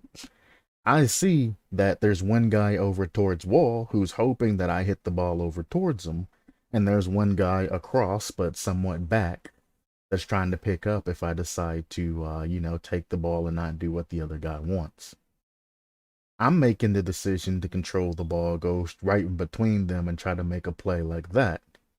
Macho's coming in from the side and hitting the ball to the guy that's already on the wall, which then makes me be out of position because I'm waiting on the ball to roll to me because I know I have the time. I'm faking or sitting there waiting on the ball to roll to me because I want to pull the guy, or at least one of the two guys, I want to pull them out of the position that they're in, which is a strong position, so I can then maneuver the ball around them and catch them out of position. Then, if Macho, instead of coming towards ball and hitting it across from me, turns and supports my play and goes up the left side of the field for a pass or whatever, pass demo, whatever he wants to go for, we have a very strong play going and I can pass to him if need be, and he just needs to adjust his position. Instead, ball's rolling towards me. I'm waiting with the fake to see if I can bait one before I take it. He hits the ball off of me over to the corner. They then go up for a pinch. It pinches back. I'm already in a position knowing that I'm going to get control of ball. When all of this happens, it's immediate because he's blasting a ball away from himself to the wall, using all of his boost to get back to it to 50 it because he just fucked up. So I only have a split second because it's going to pinch and go towards our goal or towards their guy for a pass to try to get in some sort of usable position. Then when we get scored on, it comes to, oh man, you could have saved that, or some other bullshit, or the jokes and all of that come out.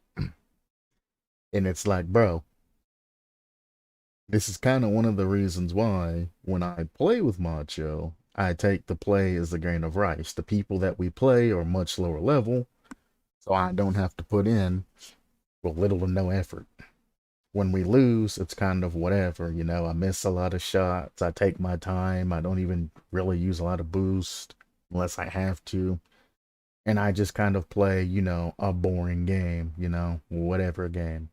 If they go to lift the ball over them, I generally just won't even go for the ball. I'll just let it go over my head and go back to him. Or if we're playing threes, our other teammate.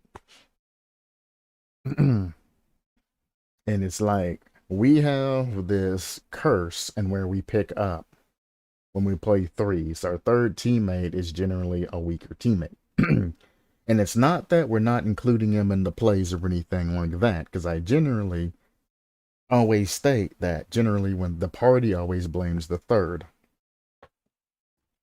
Most times. It's just a biased thing that happens. And I recognize this. Some people that have the understanding of, if I position up, he'll pass it to me, I generally get along with. I mean, some teammates I have better chemistry with than I have with Macho, and we've been playing years together. It just is what it is. But some teammates are like, oh, I'm playing with a team. I need to make my own plays, do my own thing. And they just try to push way too hard. They go for too many individual plays. They do too many cuts, too many actions, and makes it hard for, the team, which should be the forefront of everything, calling the plays, setting things up because they have the communication, not letting the team actually, get their stuff together. I say I'm going back to get boost to Macho, he knows, or I say need boost in chat or something like that. Generally at that time, teammates like, oh, well, that's my time to go. I'm going for a single play. As that Macho plays uber defensive. Instead of going for the shots and passes off backboard and sidewalk and all of that, he fakes because he's not comfortable in going for them. That's kind of one of the reasons why he hasn't gotten the GC. He ain't got that confidence yet to go for those particular passes. I'm like, after I send you that pass, I'm flipping out and I'm already heading back enough to where I can cover anything that happens next.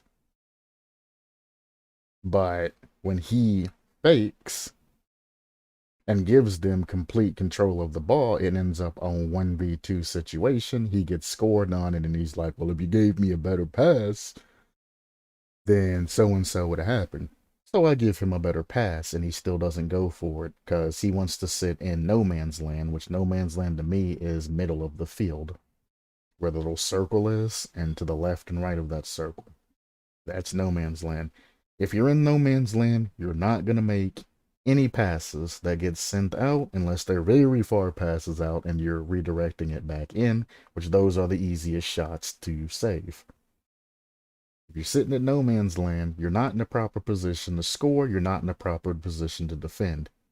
Any type of hard shots, pinches, or anything like that's going to go over your head. You're going to be pointed towards your own goal, trying to speed back and get back to the ball, control it. And in that time, they're going to be in a defensive position to push you hard. And that's generally what happens. When he's backwards going back through, by the time he gets control of the ball, there's already an opponent there to make him 50 it or something. Or the guy just straight up dribbles him because he's pointed back towards goal, trying to come in for a defensive, touch. And the opponent reads what you're going to do because there's only one thing you can do in the situation with your car backwards. And they just flop it over him and it goes in. And I'm like, dog, you got to go for those. Like I said yesterday, I would rather you go for the shots and increase your speed and shot, shot making and things like that, instead of saying, no, I'm not ready for it. Because he sits inward. Like, if I'm going up the left wall, he sits no man's land on the left side, like sort of pseudo behind me, but a little bit farther out. There's two things you can do. If you sit inward like that, you need to go for the ball as soon as it's bouncing off of that wall to get that little pocket that the goalie generally can't cover. Most goalies don't cover that small pocket. They wait for it to go past the pocket and then they clear it. If you can score in that pocket 9 times out of 10 if you're quick enough. As soon as the ball goes in front of goal, you got to be scoring that shit. You got to be going before that to pick it up. If you're not confident on that, then you need to be over to the right side of the goal, out and about where your teammate can see you and can pass it cross or whatever. So when I get it across their goal, you're already on that right side and you're able to score it in, either that corner or top left, top right, middle, up, down, whatever, or just pop it off backboard again. So then I can come across and score it. But instead of developing those particular tactics, Rocket League style, and I know I'm off topic here, instead of developing those topics, Rocket League style, he's not understanding that you're at a position every time I pass to you. Every single time you're in a not usable position.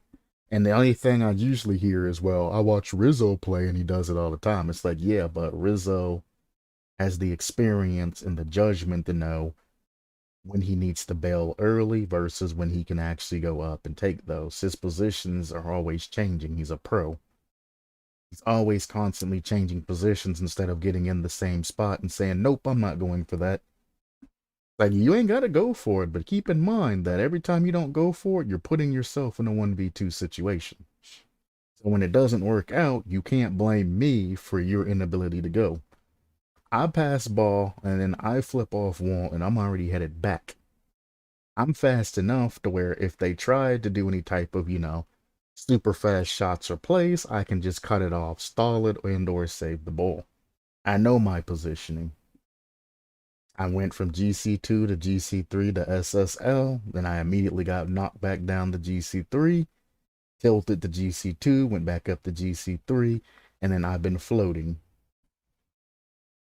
Like, I'm upwards on Rocket League now. I'm no longer downwards. I'm on an upwards climb. And I don't even play the game that often anymore, which is probably what caused me to rise. Because I'm no longer getting tilted by bad play.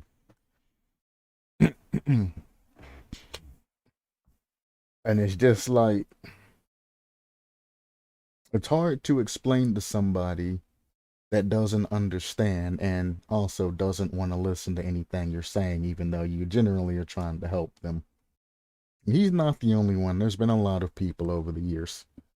The people that have asked me to coach them, I mean, I've easily gotten them up to GC plus with no issue very quickly. But that's because they're listening to what I'm saying and then incorporating that into their own playstyle. If they have problems with something, I teach them what the error of their problem is, and if I can't do it, I point them in a direction of somebody who can, and or go define that particular subject for 8 hours on my own until the next session so I can give, even more of an insight on it. I put a lot of heart into my coaching. And like I said, everybody I've coached has made grand champion. Minimum. Grand champion. Minimum. If I coach nowadays, I would probably stop after they get the diamond, because, well, once you get the diamond, well, once you get past diamond 2, everybody tends to lose their mind and they stop listening to anything you say anyway. So there's no point in even trying to push anything past that anymore. Once they get into higher champ, I can pick it up again and, help them push straight in the GC. But they got to listen to what I'm saying and not always throw pros into my face and say, oh, well, so-and-so does this differently. It's like, yeah, so-and-so has 8,000 hours and can also, double flip reset into a redirect cross goal into a psycho or something else, They have those skill sets. They're SSLs. I'm not teaching you how to play like an SSL. I'm trying to get you just into GC to where you can sit and learn more moves on your own. Once you hit GC, you're on your own. There's nothing more than I can teach you, because I'm not going to let you get up to my rank. I'm not going to teach you, my particular tricks of the trade and how I stay in GC2 and GC3 and all of that. I'm going to keep you in GC. Once you hit GC, coaching session's done. Whether or not you stay relevant on everything, that's on you. Whether you want to stay in GC or go back to champ, that's on you. I did my job. If I ever hold SSL successfully for a decent amount of time, then we can talk and getting you up to GC, GC stable. I'm not going to get you up to GC2. GC2 is all about your individual learning ability and skill and all of that. That's you. I can't help you push past GC2 into GC3 and SSL. That's you. There's nobody can do to coach you anywhere past that. They can get you to GC, and they can get you right past GC1 after that. There's nothing they can tell you. Nothing they can teach you, nothing they can tell you.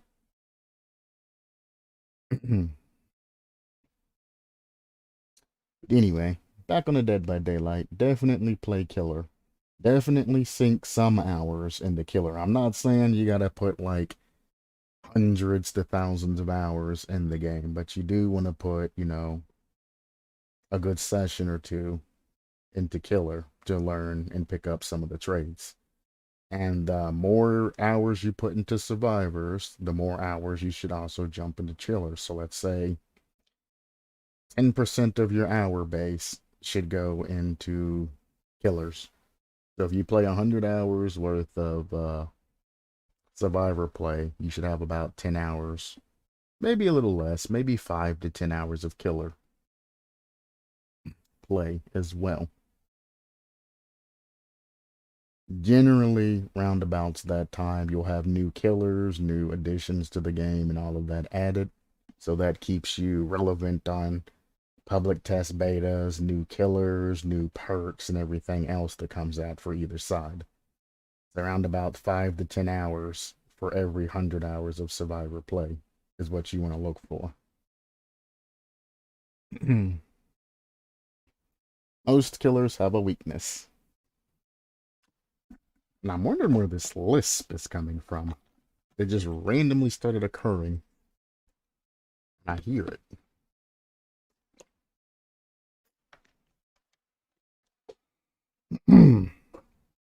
As I said earlier, every killer has a weakness. Every killer has builds that are strong against it, etc., etc. You have to know how to adapt to each and every individual killer, because you do not know what killer you are going up against in Dead by Daylight. So you have to keep in mind that you can be up against any killer at any time. It could be a meta killer, which you see quite often, or it could just be random killer that's never played ever. You don't know.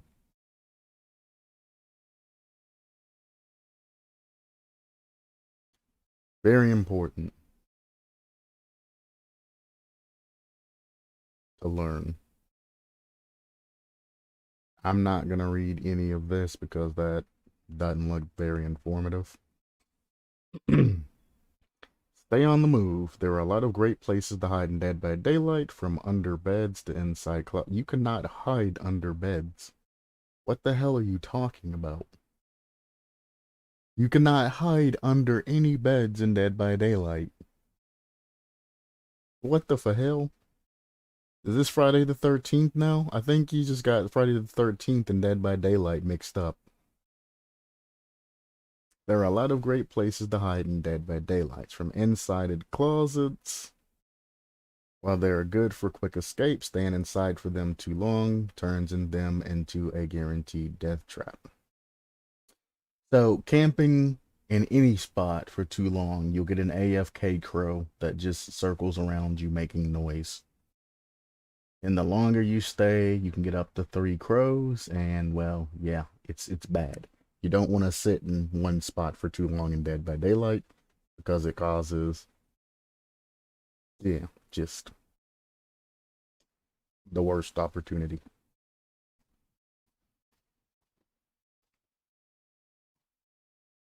Killers tend to check known hiding spots fairly often, and the longer you hide, the more scratches will appear around your spot. What the hell are you talking about? That's not how that works. There are no scratches that appear when you're hiding. It just AFK crows if you stay in one spot for too long. Generally, if you just move around very small circles of where you are, the crows won't even appear. So try to keep on the move if you can, or since survivors have more freedom of movement with their camera, try to track the killer movements from afar and always keep a wall or tree between you and them. If they're a stalker. Okay, so staying on the move. If you are in a chase, well, if you are being pursued by a killer, you definitely want to keep moving. You want to use the loops you can, go to the next loop, etc., etc. Whenever you drop a pallet, if you have to drop a pallet, in mind for escape routes and things like that, especially if you're going to flashlight or something like that. You can hide and things like that. There's different perks that enable you to hide easier. There's perks that, like deception, where you act like you're hiding inside of a locker, but it doesn't actually hide you there. And it gets rid of your scratch marks. So there's different perks that you can use to actually escape.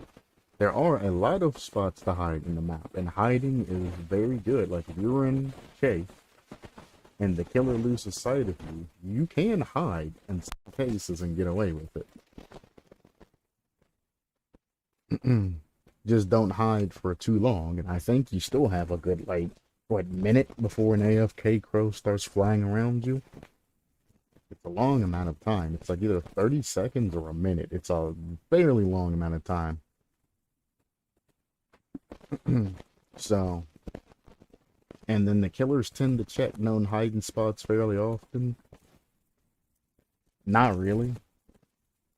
They generally don't. The only way they'll generally check lockers is if the scratch marks end randomly at a locker, or if you leave when you're injured, you leave blood puddles. If there's a gigantic blood puddle underneath the locker that you are sitting in that hasn't dried up yet, the killer is going to walk to that locker and pull you out of it. But if you don't give them a reason to check lockers, or if they're not like a huntress or trickster that reloads ammos from lockers, they're not going to really check lockers. You'll find a couple of odd ones here or there that are like, I can't find this person. I'm going to check every locker in the area, or at least a couple, then leave, just to be thorough. But it's rare to find killers that actually do that, because taking that time to sit around an area and check, they're losing time on other generators. You got to cut your losses. You got to keep moving. You cannot hide under bed, so this person's full of shit and confusing Friday the 13th. There's lots of closets around the map, or that you can jump into. Well, lockers, but closets, as he says. Dead by Daylight versus Friday the 13th. Some are good for quick escapes. Again, running deceptions, very good. Staying inside of them too long, all it does is give you AFK crows. That's it. Killers tend to check known hiding spots fairly often, and the longer you hide, the more scratches will appear around your spot. That is an absolute lie. Only thing you have to worry about when you are hidden is AFK crows. And like I said, if you just move back and forth ever so slightly, you don't have to worry about the AFK crows. Or if you're in an area using your camera, you want to keep your killer in your camera, and then you just want to walk around objects to keep that distance in between you so they can't see you. Like you're playing hide and seek in real life, but you have an extra camera over you. You want to keep that rock or something in between you, and as the guy's coming through, you want to keep him in your camera and then go around the side of the rock to behind it and keep your camera on the killer as they go this way searching. Things like that. You have the third person camera, killers are in first person camera, so you have the vision advantage if you use it.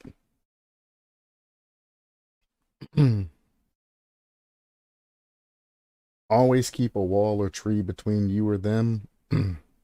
That's only relevant if they're a stalker or if they haven't seen you yet. If they haven't seen you yet, yeah, you might want to keep a tree in between as you're running away, because it makes them harder to see you. But if they've already seen you, it doesn't matter if you have a tree between them or not, because one, they're fast as shit. Two, they'll just move 2 steps to the left and be able to see you anyway. They're going to be constantly zoning you as they're chasing you. Every decision that you make that cuts off a route to somewhere else, they're going to keep zoning you. You got to use your loops appropriately to fight their zoning, and then open that path back up for yourself, and then leave whenever it's possible. Keeping a wall between you and them isn't going to matter if they're just faking walls and things like that. You have to use your camera in conjunction with that. Know your character's perks. Well, it doesn't matter which character that you're using. All perks are teachable to every other survivor. All survivors' perks can go to any other particular survivor. Every killer's perks can go to any other killer. You gotta be at level 30, 35, and 40 is when the 3 levels that you unlock the teachable perks. So you do have to level up that particular person to get their perks on other characters. So know your character's perks isn't necessarily worded right. You just need to know the perks. If you're using Meg, you don't have to use Meg's perks. You can use Dwight and use Meg's perks on Dwight. It doesn't matter. Or Claudette with Meg's perks or Dwight's perks or whatever. I generally pick the survivor who is the shortest and has the best camouflage. Like if you're going through forest maps and all of that all the time, you might want to wear a green shirt and not a bright ass white shirt. or you're going to make the killer easier to see you. You might want to pick a shorter survivor that has a green shirt that blends in, or something else like that to help you out, as opposed to just a bright ass shirt running around, unless you're very confident in your looping, because you're going to stick out like a sore thumb.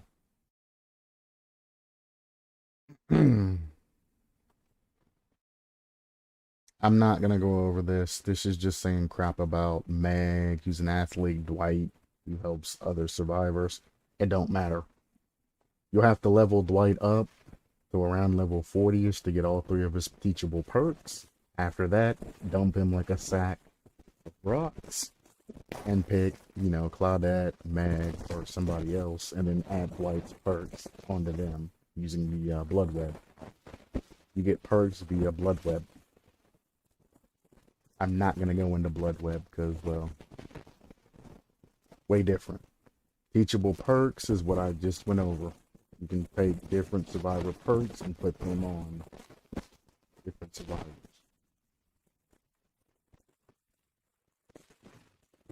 Survivors have their own unique stats. They do not.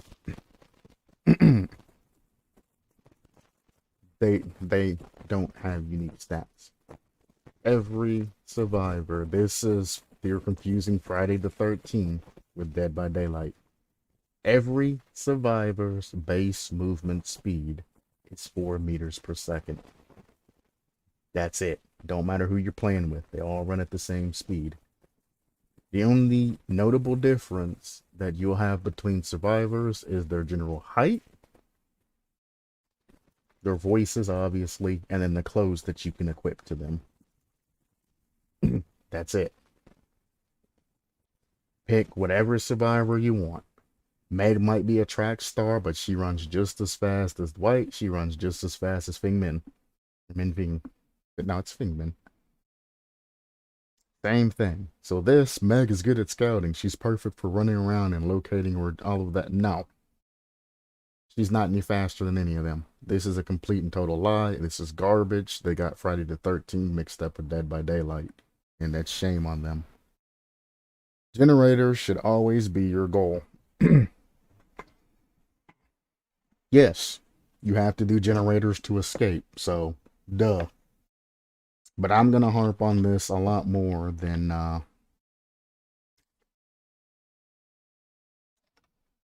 what this is going to do. Like earlier, if this is the beginning of well, it ain't the beginning of the game because they're bleeding and all injured. Gens should be your main goal. Now, if you have 2 people injured around you, you're not going to want to work on this generator. If you can get 2 other people healing a particular person, it's going to be extremely quick. It's going to take like 8 seconds per heal.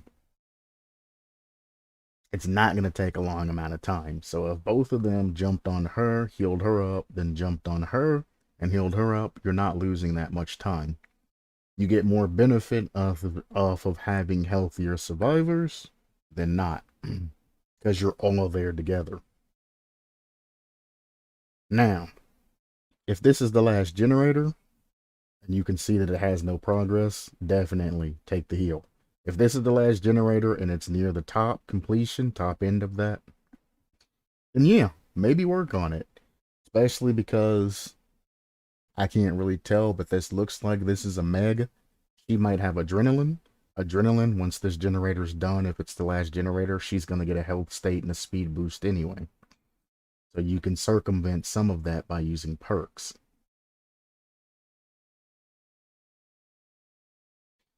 So as it says, the main objective is turning on generators, powering an exit gate, and escaping.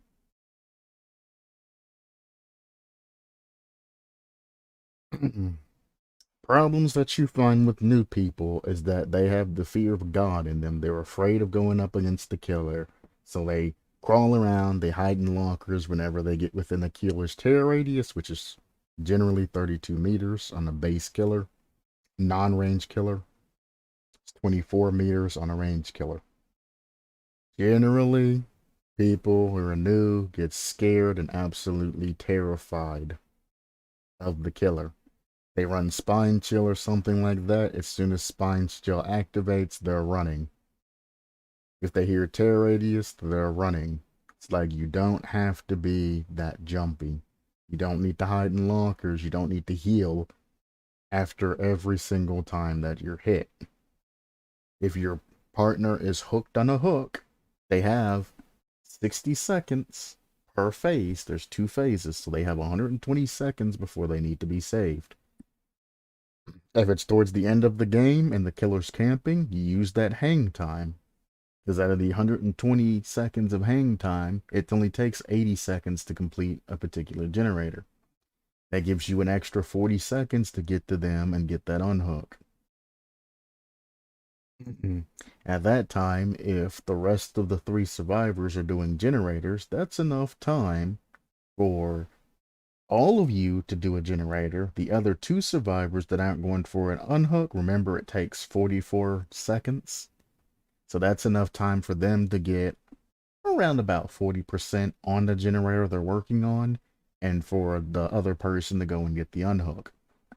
And if it's a trade and the killer now camps the person that hasn't been hooked, that's 120 seconds, and they only have, 50 or so seconds to go on the generator they're currently on.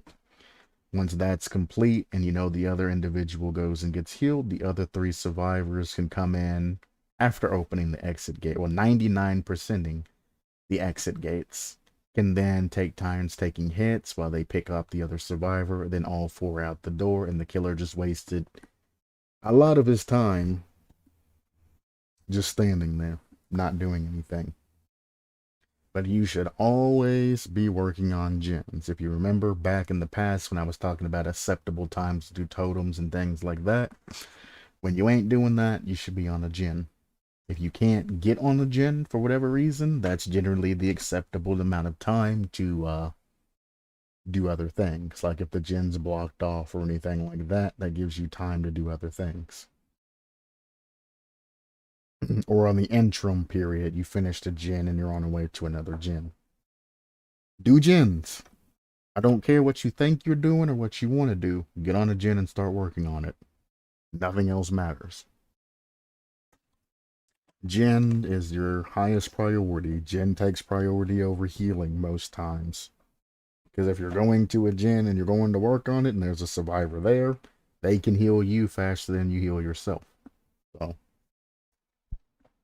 keep that in mind.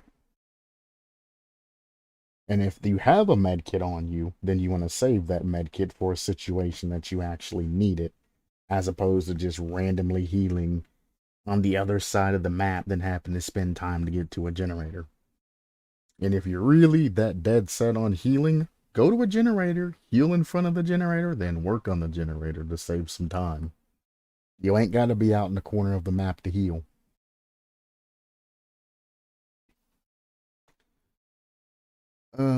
Let's see. Number 1, learn the maps. Yes.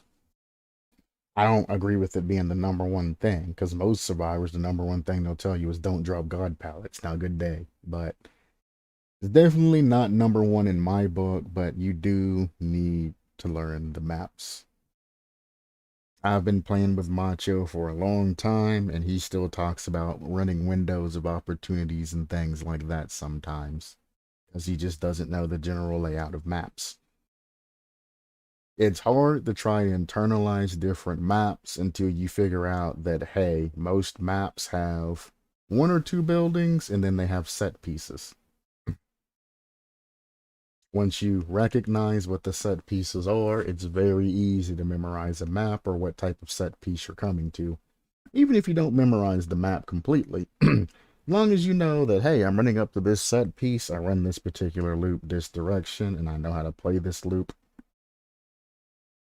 you'll still be alright for the most part.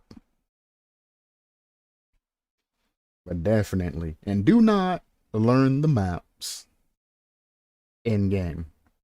As the first 3 games you play, go ahead, run around, go ooh, go ah, do whatever.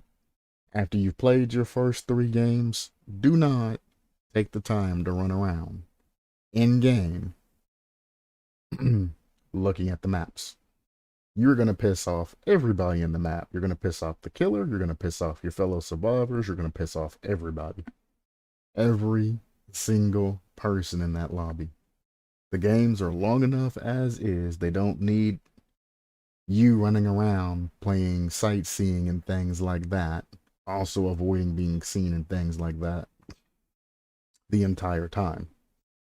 Go into a private match with a friend or a bunch of friends, run around, go ooh, ah, learn the maps, learn the positions, have a good time, do all that on your own time. But don't make me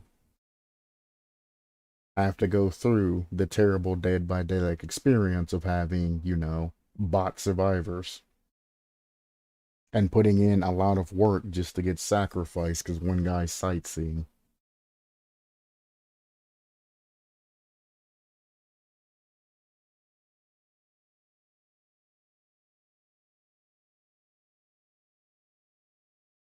This was published by Matthew McOwen, an experienced freelancer that's worked on a number of sites over the years.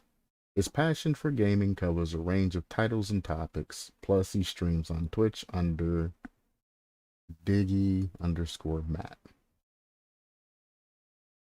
He's lost his passion for gaming. We're going to go ahead and throw that out there right now. At least when it comes to Dead by Daylight, he didn't care about this. He confused Friday the 13th and Dead by Daylight on numerous occasions while going through this particular thing.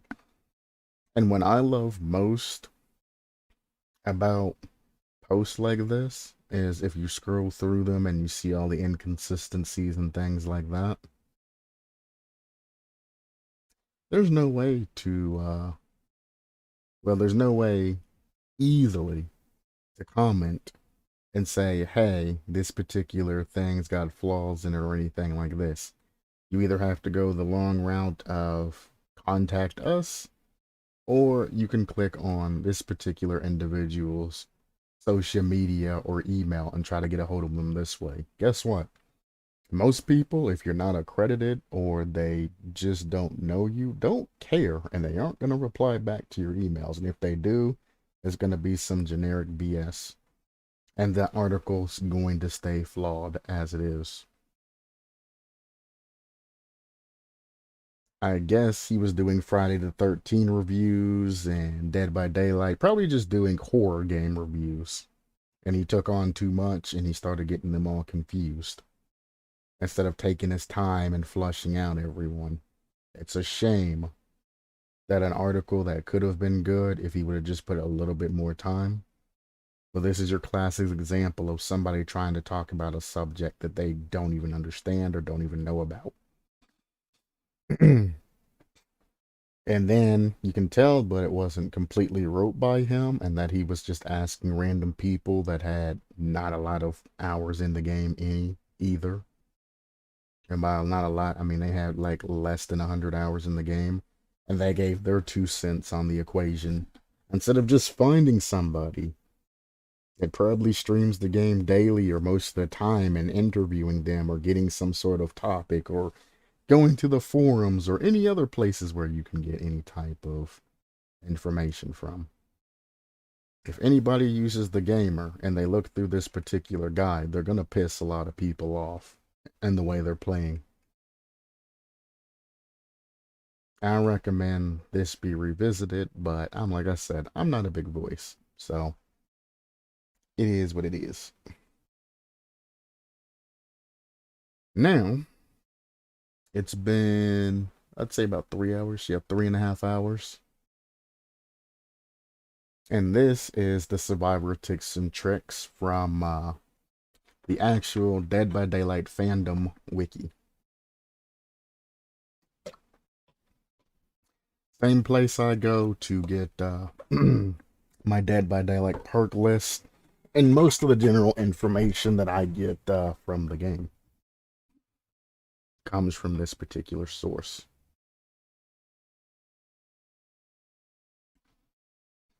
from this particular web page. I mean, deadbydaylight.fandom. Actually, I'll just post this in the chat.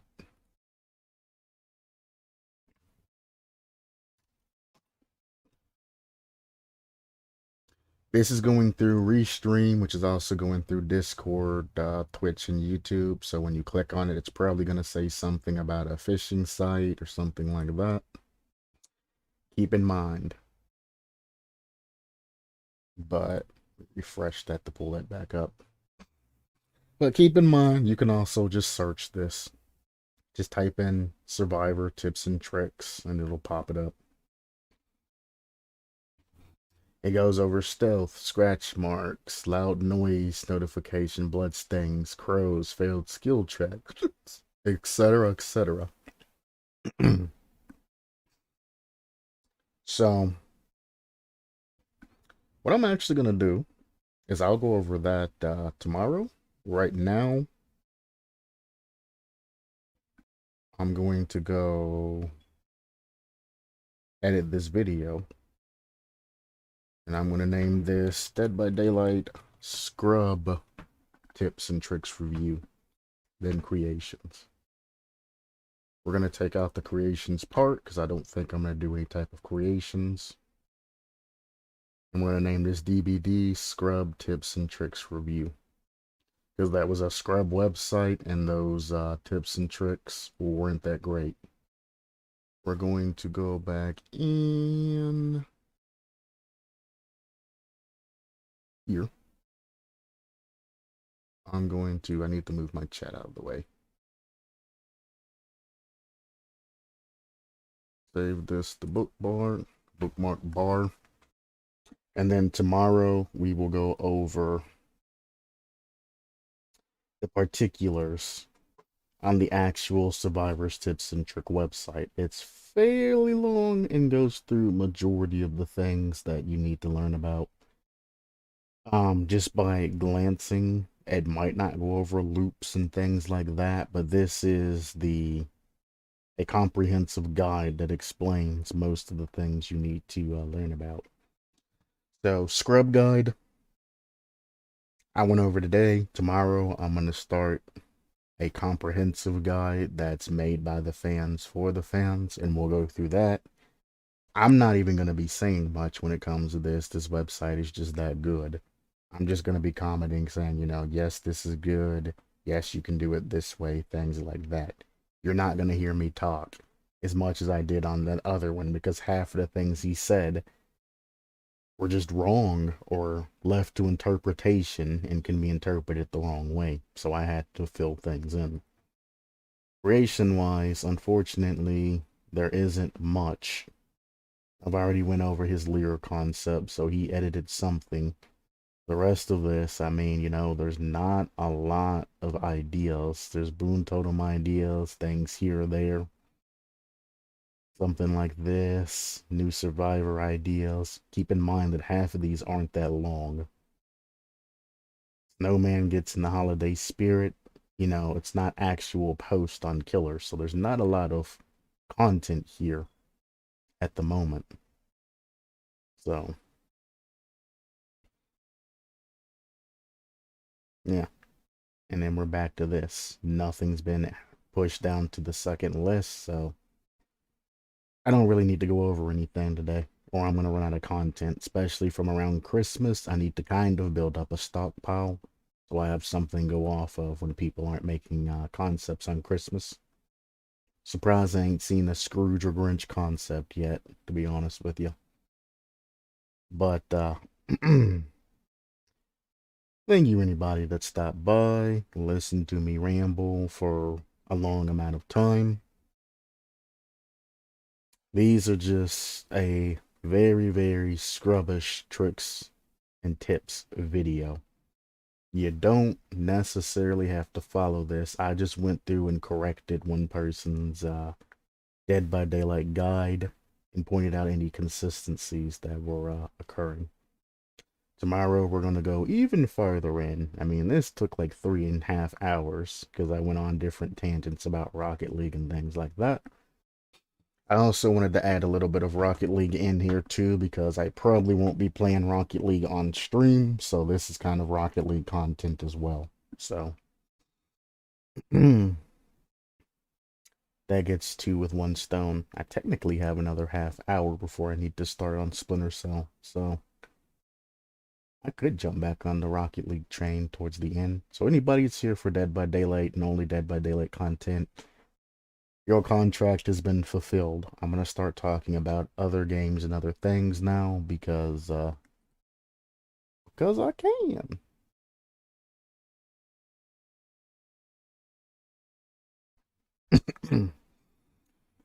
So, actually, you know what? I'm gonna make a new scene live on stream. I'm gonna end this discussing topics. Anytime I get off on a topic that isn't necessarily the main topic, I'm gonna try to remember to toggle this particular scene. So if you are skipping through the video to get different things on here or there, when you see this screen when you're skipping through, you know that, hey, he's not doing anything but discussing topics here, and there's nothing that I necessarily need to look at or do.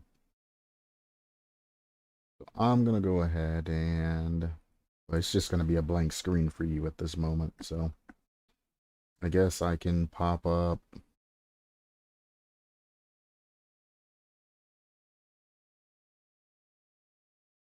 a random video that I recorded way back when. Sure, why not? All of these are going to be live streams.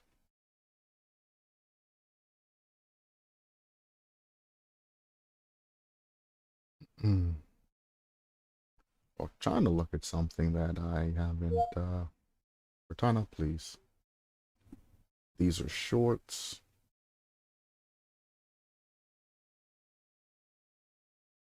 Sure, we'll go here. We'll skip forward to some Rocket League gameplay.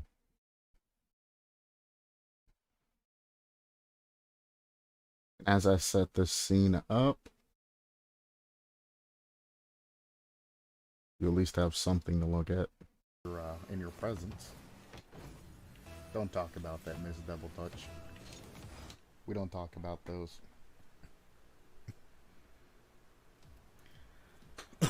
What did I say today? Team plays, passing. So what I'm gonna do is sit back and chill. I see my. Also, let me unmute for a second. I'm adding in the game or a window capture now.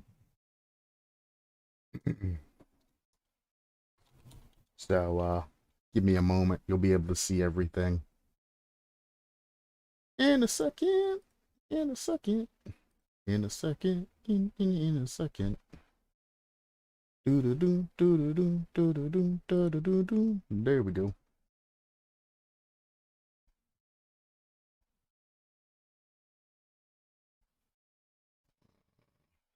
That's awkward.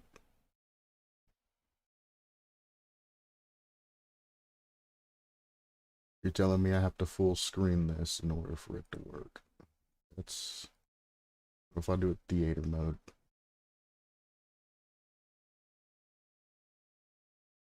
Well,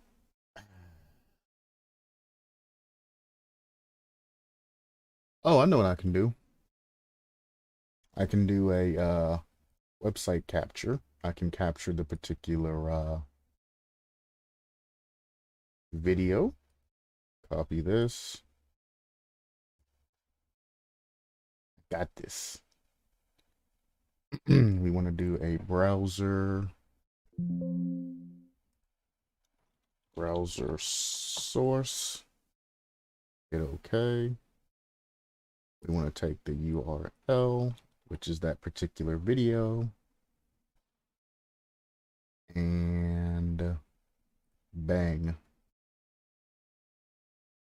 I see my teammates over to the side, so I know that I can clear this over that way. if teammates stayed stationed, which would give us control of the ball and he would have been able to take it downfield. Notice how I had all the time in the world to check before that ball actually came towards me. It's not gonna pick that up correctly. That's sad. I thought I was smart. Apparently I'm not. That sucks. I mean, it doesn't matter. Oops.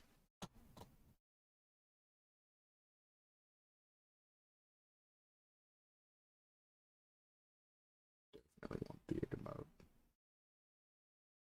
Scroll up like that. That'll give you, for the most part, a decent view.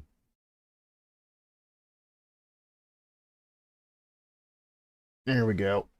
Now I need to finish setting up this scene. You might see things pop over top of what you're viewing. I apologize. I actually do have to set up the scene, so throughout this you're gonna see different things popping up, etc., etc. It's gonna happen. But there you go. And I send it. I'm also not on the right account. Supposed to be on my Epic account. I'm doing lower level games, but whatever.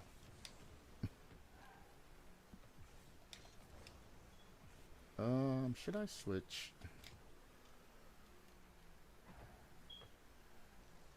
Yeah, I might want to switch.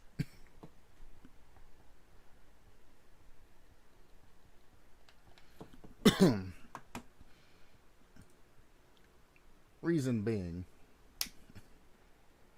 I want lower level lobbies so I can actually talk and, do things as I'm talking, which would give you better grasp or better hate, depending on which way you want. A semi-hostile manner. Notice how I had all the time in the world to check before that ball actually came towards me. And it don't take but a second to check. Like, they're both up. I know he's gonna go for a touch. I'm gonna chill back here. I have a teammate out mid. Actually fake that. I don't want to get demoed. And just watch their rotational plays.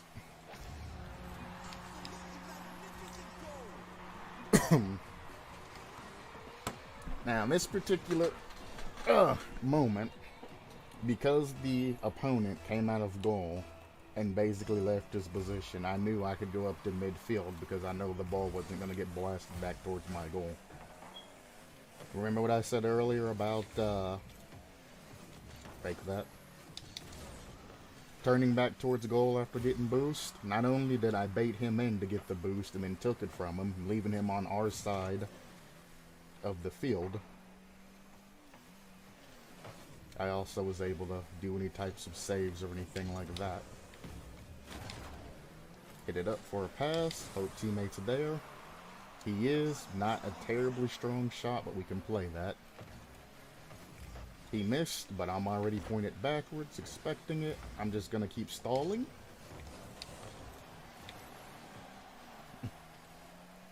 Teammates up. Getting beat. I should not have jumped there. Faked him, though, but I should not have jumped there. I had no momentum.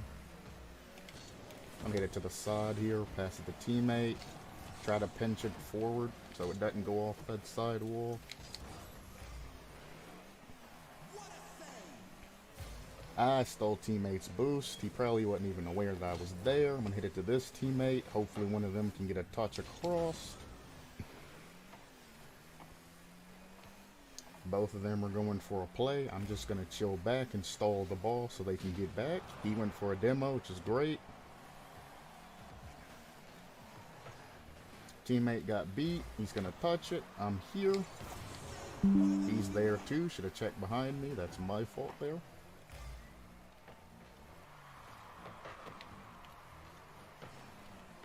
Tried to put it behind me. I'm going to block that.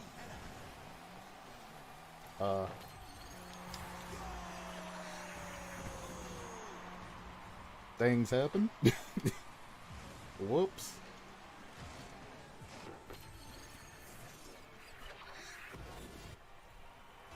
Like I said, I'm going to be making a lot of rotational mistakes like that because 90% of my brain powers go into talking.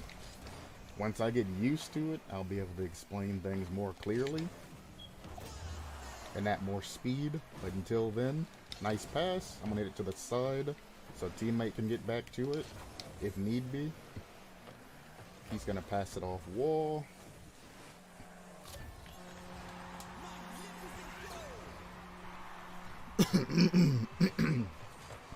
So if you were in goal, the one thing you want to prevent is from passing it off side wall. If you can, put it down in front of you. If you have to make that touch, put it down in front of you, hit it with your wheels, hit it with anything. But try not to make it bounce off that side wall when you are the back man. So that's how most lower level lobby goals are scored. It's my own teammate. Oh my.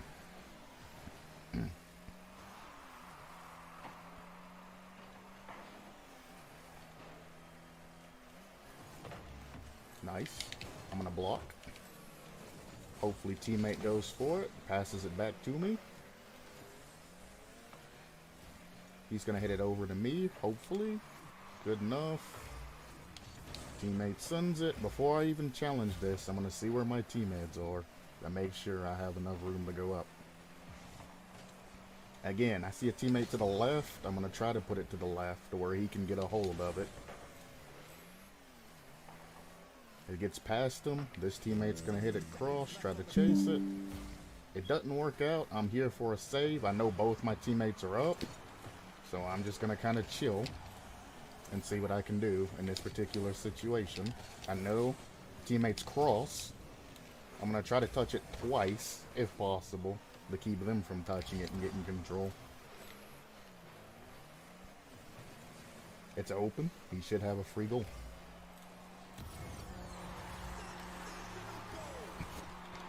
Now, when I hit it to the left, I knew teammate was going for it, but I also knew that there was another opponent there. So what I wanted to do there is actually touch it either towards my teammate, go for a bump or anything, give him some sort of coverage. Nice, good. Nice shot.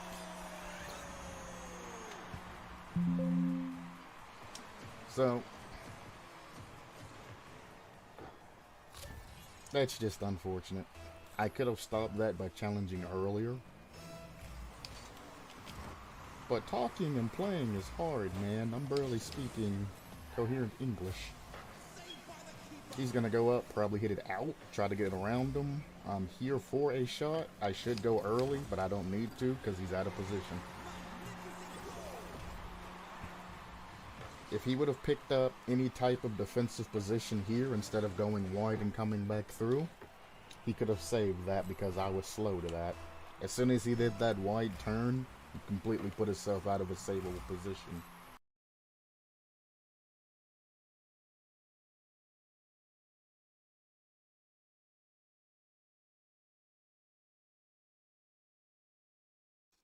Alright. I just needed a base image up. That's cool. It's got the window capture that will bring up whatever I have lifted up. And then I have the discussing random topics. Skip ahead until this sun is no longer up. I no longer need a window capture on top of this.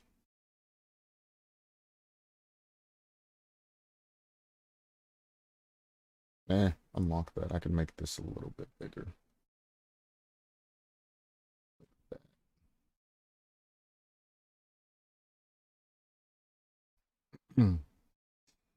Lock that in place.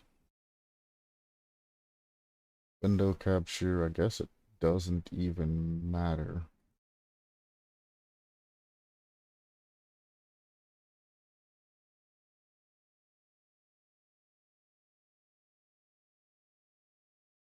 I can add window captures as need be. So there we go. Wow, that was loud. Let me turn that down. There. So there we go. I have added in a discussion random topics skip ahead button until this sign is no longer up. So anytime that I go on tangents, I need you guys to remind me that put the sign up queue. So you gotta say put the sign up queue. I'll understand what you're saying. Like if you're gonna go off into a random tangent, put the sign up queue. Now I'll be back later. If you don't want to listen to it, or it's something that doesn't interest you, or if you're looking at the archive, boom, it's popped up. Now you know. I'm just discussing random topics. It's not anything about the theme of anything, and you ain't got to worry about it. I'm going to double check to make sure it's displaying properly. You ain't got to worry about it. Beautiful. Can I move this? Can I reorder these? I can reorder these.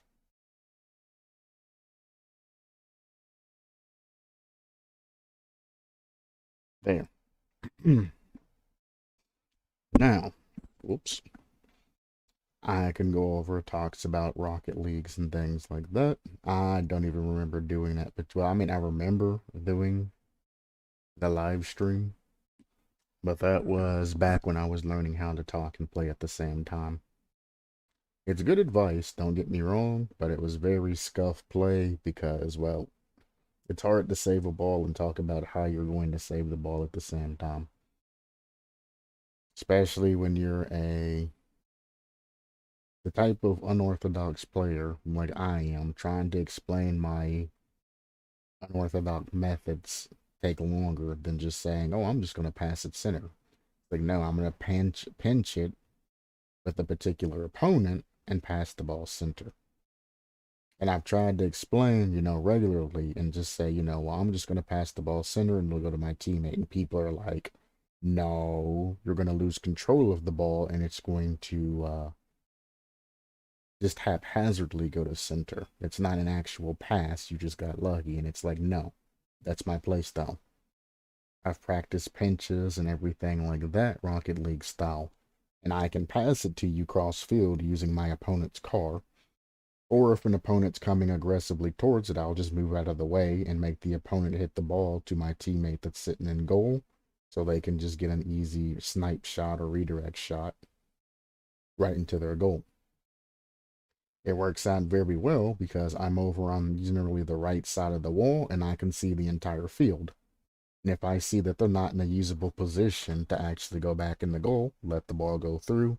It slaps through. They redirect it either back towards me if they don't feel confident getting the shot, or they just snipe it into the other opposing team's goal. And those are easy pickup goals because nobody's back to stop it.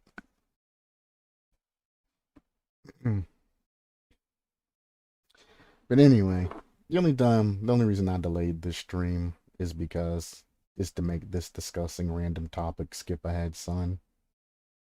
I'm definitely gonna go directly to the ending screen and give my following statements because, well, Splinter Cell's coming up. I have technically 10 minutes, but up to 20 minutes of time that I have to spend before I actually have to initiate the stream. I might start early, might not, I'm not sure. I also like to say thanks everybody for stopping by. The whole rigmarole. I really do appreciate the support. Even the weird people that stop by saying the FYI and everything else. I'm assuming they're bots now because they're all saying the same thing over and over, but a comment's a comment, at the end of the day. I've blocked some, others, I'm just to the point where I'm like, it's not even worth the time blocking all of these different bots that are coming through saying weird things. It's not even worth it.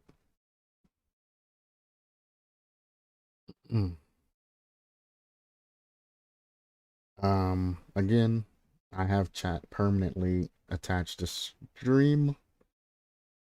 whether it's from YouTube or Twitch, it actually says where it's coming from. So I do know if somebody's acting crazy. I can go particularly to that source, and I can also moderate from the stream. I can actually ban somebody from either or from this screen that I'm looking at by using the bots and all of that I have set up. So that much doesn't even matter. Since everything's connected, when I ban you off Twitch, it's going to send the command to ban you off YouTube as well. You're also going to get banned off of Discord all at once. So I don't recommend acting like a fool because that is a triple whammy bammy. So that's just a pre-warning. All messages that you send through chat is going to be archived on the Discord. If you are a gold member and you paid for the gold member status, you have access to the archive. So if you said something that you're gonna regret later on down the road, or it could be used against you in the court of law, you might want to pay for that gold and then go in and delete said messages. Gold tier is the only way, besides moderators, is to be able to go in and to be able to access that particular archive and all of that. So you can make a request at any time to request something that you said or anything like that to be taken down, especially if it goes legally. We will look into removing that. You know, all the other legal things like that. You can also request to have a particular chat or anything like that for the day or whatever sent to you. It is going to take time to get all the chat and all of that, you know, rounded up because we are going to be doing this manually. I have to go to a particular site to request the chat log for a particular channel. Then I have to wait on them to compile all of that and essentially protect anybody else's personal information that may or may not have been put out there. You know, like hiding IP addresses and everything like that. And then that report will be sent to me, which then I can look through and make sure it's legit and then forward it to you, just to make sure nobody's personal information gets out there. I'm not going to put this into a separate thing. I'm saying all of this now just so I've said it, just in case somebody does end up getting banned in near future, far future, whatever. And they're like, oh, well, I can't get on YouTube or Twitch or anything else. I mean, if it's just bad and it's just something stupid you said on one particular platform, I may just go into that particular platform and ban you personally or have a mod or something do it. But if it is ban worthy and it needs to be banned on all accounts everywhere, I mean, it will be implemented. Keep in mind that when I say it will be implemented, this is more than just an IP ban. It's not a, oh, I'm just going to change my VPN and go back. No. This is going to ban whatever account you're on. This is going to send out an IP ban, and this is going to send out a hardware ban. Meaning you're either going to have to pay a lot of money to buy a fluffer, or you're going to have to replace your GPU, CPU, motherboard, and all of that. I do take my bans seriously. I don't care what people say for the most part, but if you're going to come in here popping off with some craziness, I will get you out of here permanently. There's not going to be no return offenders. Then I'm going to have a chat log that I can send to whatever platform you're on to get your account removed as well.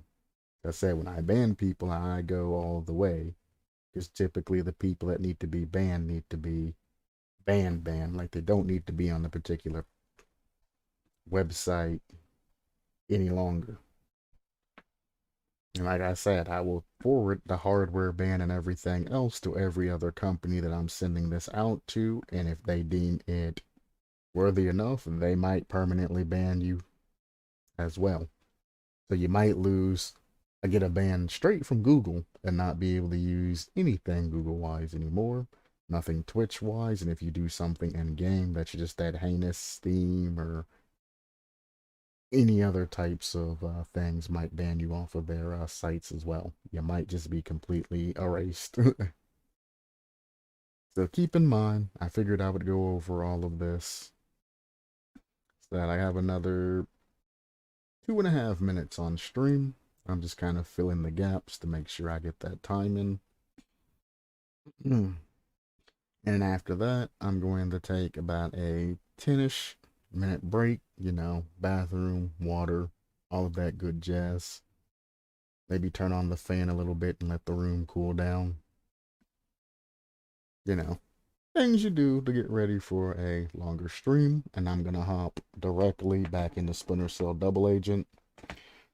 We are looking to finish the game today.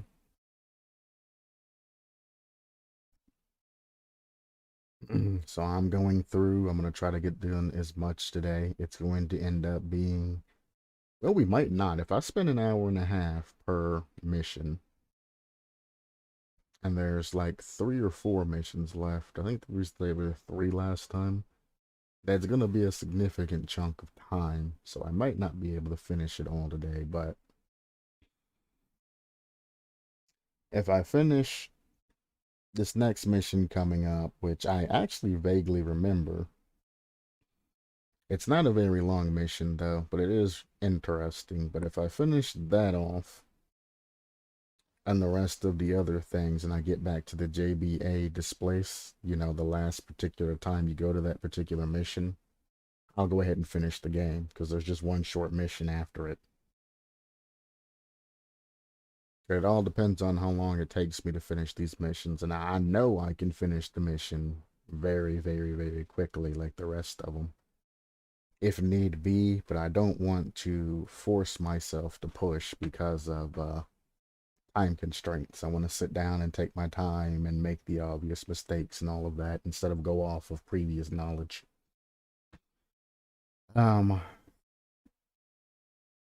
Thank you for anybody that's stopping by. I'm going to go ahead and wind up this Dead by Daylight tips and tricks scrub style strategy guide. Tomorrow we will be going over the actual fandom website's material and possibly finishing up and or starting another Splinter Cell depending on how well things go today. As always, supplement your lifestyle, and I